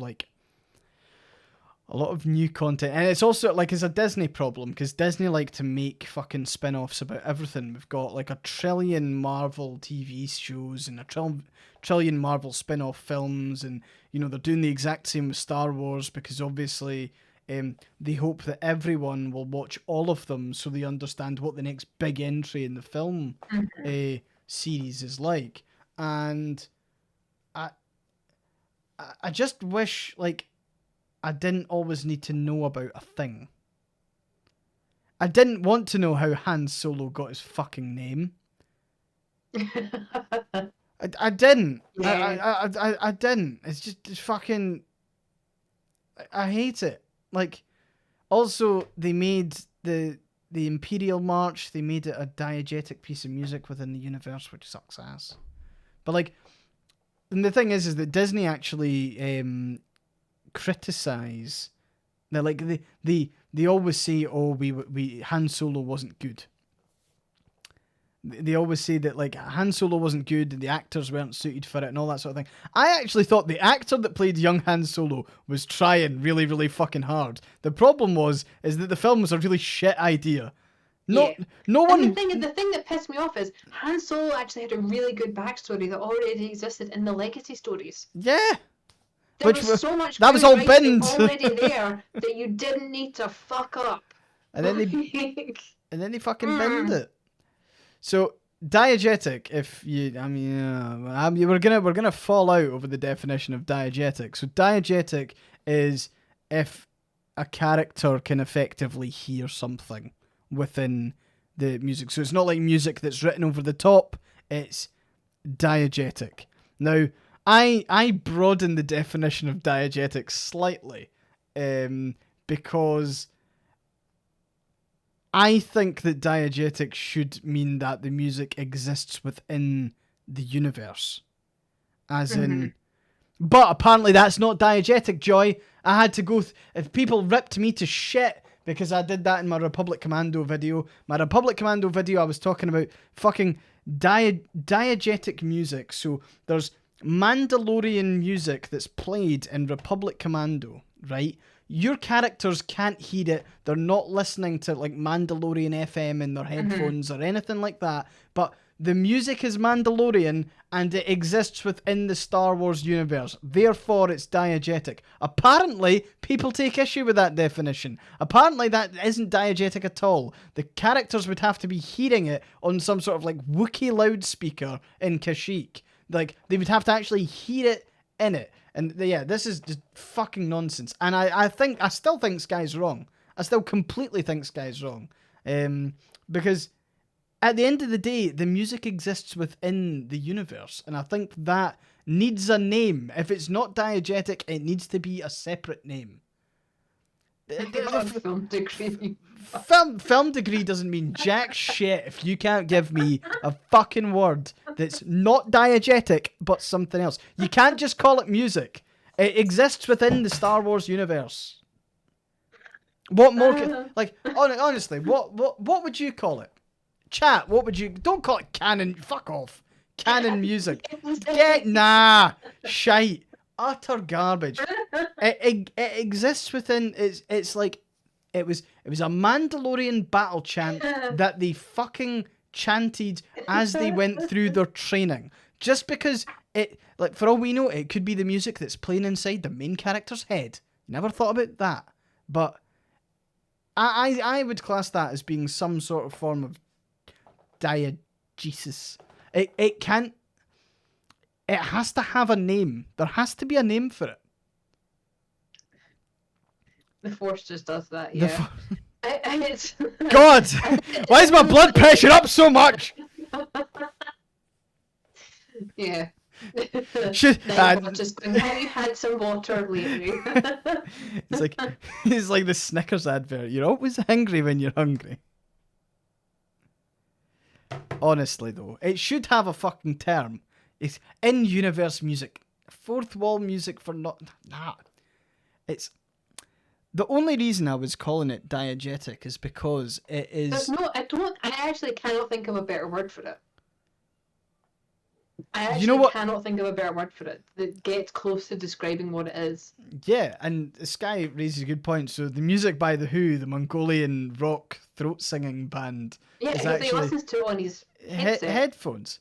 But the problem is, right? You could actually replace what Cal's saying or Cal's listening to with Vodeon, the Mandalorian battle chant, and it would still make sense because the music exists within Star Wars universe. It's all well and good for us to be listening to it separately on Spotify, but it's not like the Star Wars theme. And that was my problem with the Han Solo movie, is that it made the Imperial March diegetic because it's been played on the loudspeaker at the recruitment hall that he signs up at, and it's like, Do you know they did that in? They actually did it in the radio show from the 70s. They they actually played the Imperial the March. Imperial March is actually part of their recruitment thing, and that goes back to the radio plays. Oh man! So they So I don't know actually, if that adds an extra layer to it or not, but it was one of those things where the radio play has it's more focused on the just novelizations than what's in the scripts, and it actually has Luke Skywalker's looking at signing up for the Imperial thing because that's what he's going to do, and he's listening to the Imperial March in the background as it happens because it's part of their recruiting thing basically. that just makes me hate it earlier. It's like no, the Imperial March is just like a funky tune that's purely for the audience, right? By the way, see if you ever have the opportunity, right? Go and watch one of the 3 original Star Wars films, and there's a group that go around doing it. But me and Jessica went and watched The Empire Strikes Back with an orchestra playing. Oh, I was going to bring that up to you because I saw And someone doing that with Lord of the Rings the other day. where It was over here, but they do apparently tour around and they do the Lord of the Rings with a live orchestra and they have the like the singers and everything else. I actually saved a link for you. I'm gonna see if I can find it for you. But it's when it was right, guys, next destination goal. it Getting was it was the scene where Gandalf falls yeah. and you could hear the intake of breath as the singer started singing. You could hear the audience just starting to weep Oh my uncontrollably. god, It that was would be so good. amazing. Like, I'm not gonna lie. See if I got to see, like, particularly the Fellowship of the Ring, right? See if I got to watch the Fellowship of the Ring with a live orchestra. I think I would burst into tears. Probably. I think I'd be crying, and we wouldn't have even left Hobbiton. We'd tell you the one song that would absolutely wreck me is called "The Breaking of the Fellowship," and it's Oh God, yeah. like that song played at the end. See that wee uptick when Aragorn, Gimli, and Legolas almost like shake off what's just happened. Obviously, Frodo's gone, Boromir's dead, the hobbits have been taken, and they shake themselves off and they start to chase after Pippin and Merry.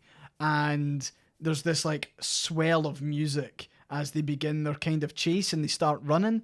And Gimli kind of like gets himself up and he's like, yes! And he starts to run into the first. Fucking sign me up for that on an orchestra.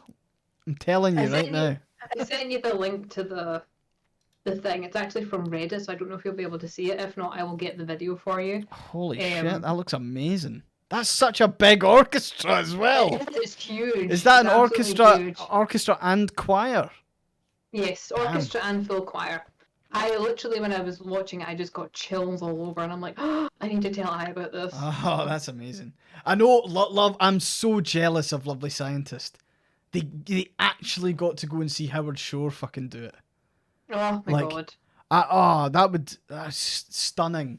Honestly, like some of the best bits of like music crafted ever, as far as I'm concerned.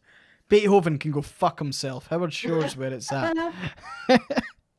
But I noticed actually the Grammys now have a video game category, which is really Yeah. cool and long overdue as far as I'm fucking concerned. Like, are you seriously telling me that like Halo 3 didn't deserve a fucking Grammy for its soundtrack? But then even like more recent examples like Hades. Hades has a really nice soundtrack. There's probably some other ones. Frostpunk one. The Frostpunk. Oh yeah, Frostpunk. I actually rebought Frostpunk so I could get the soundtrack. Yeah. Because I loved it. It was great. It's a really good. If you're just trying to grind away your brain, that's a good one to shovel in. The Elder Scrolls Online soundtrack is actually fantastic as well. I think it's actually better than the actual Skyrim one. I actually like Oblivion's version of the.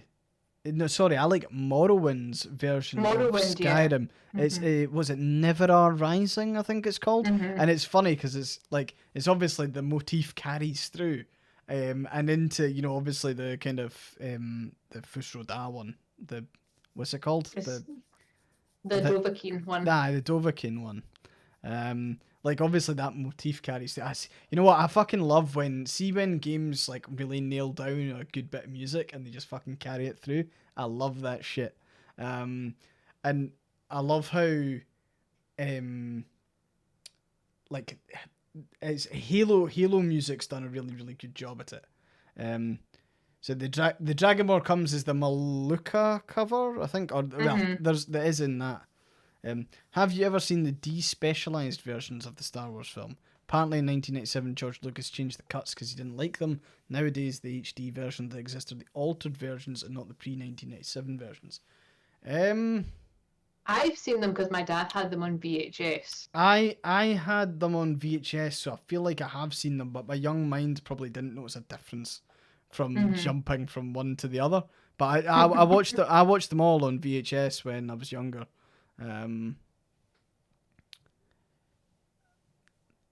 Handshot first controversy. Oh, we're not getting into that. Oh, right, is it that? Oh, right, okay, yeah. Brought about that discourse that the world didn't fucking need at all.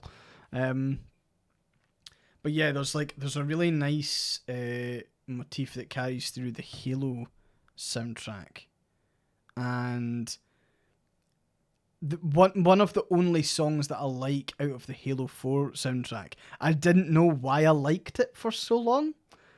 And then I realised that the reason that I like it is because it actually carries the motif. It's just really, really like in the background. It's amazing. I love that shit. See, even if you ever get an opportunity, like one of my favourite videos about soundtracks is Sideways' video about the Shrek soundtrack and why Shrek is so good.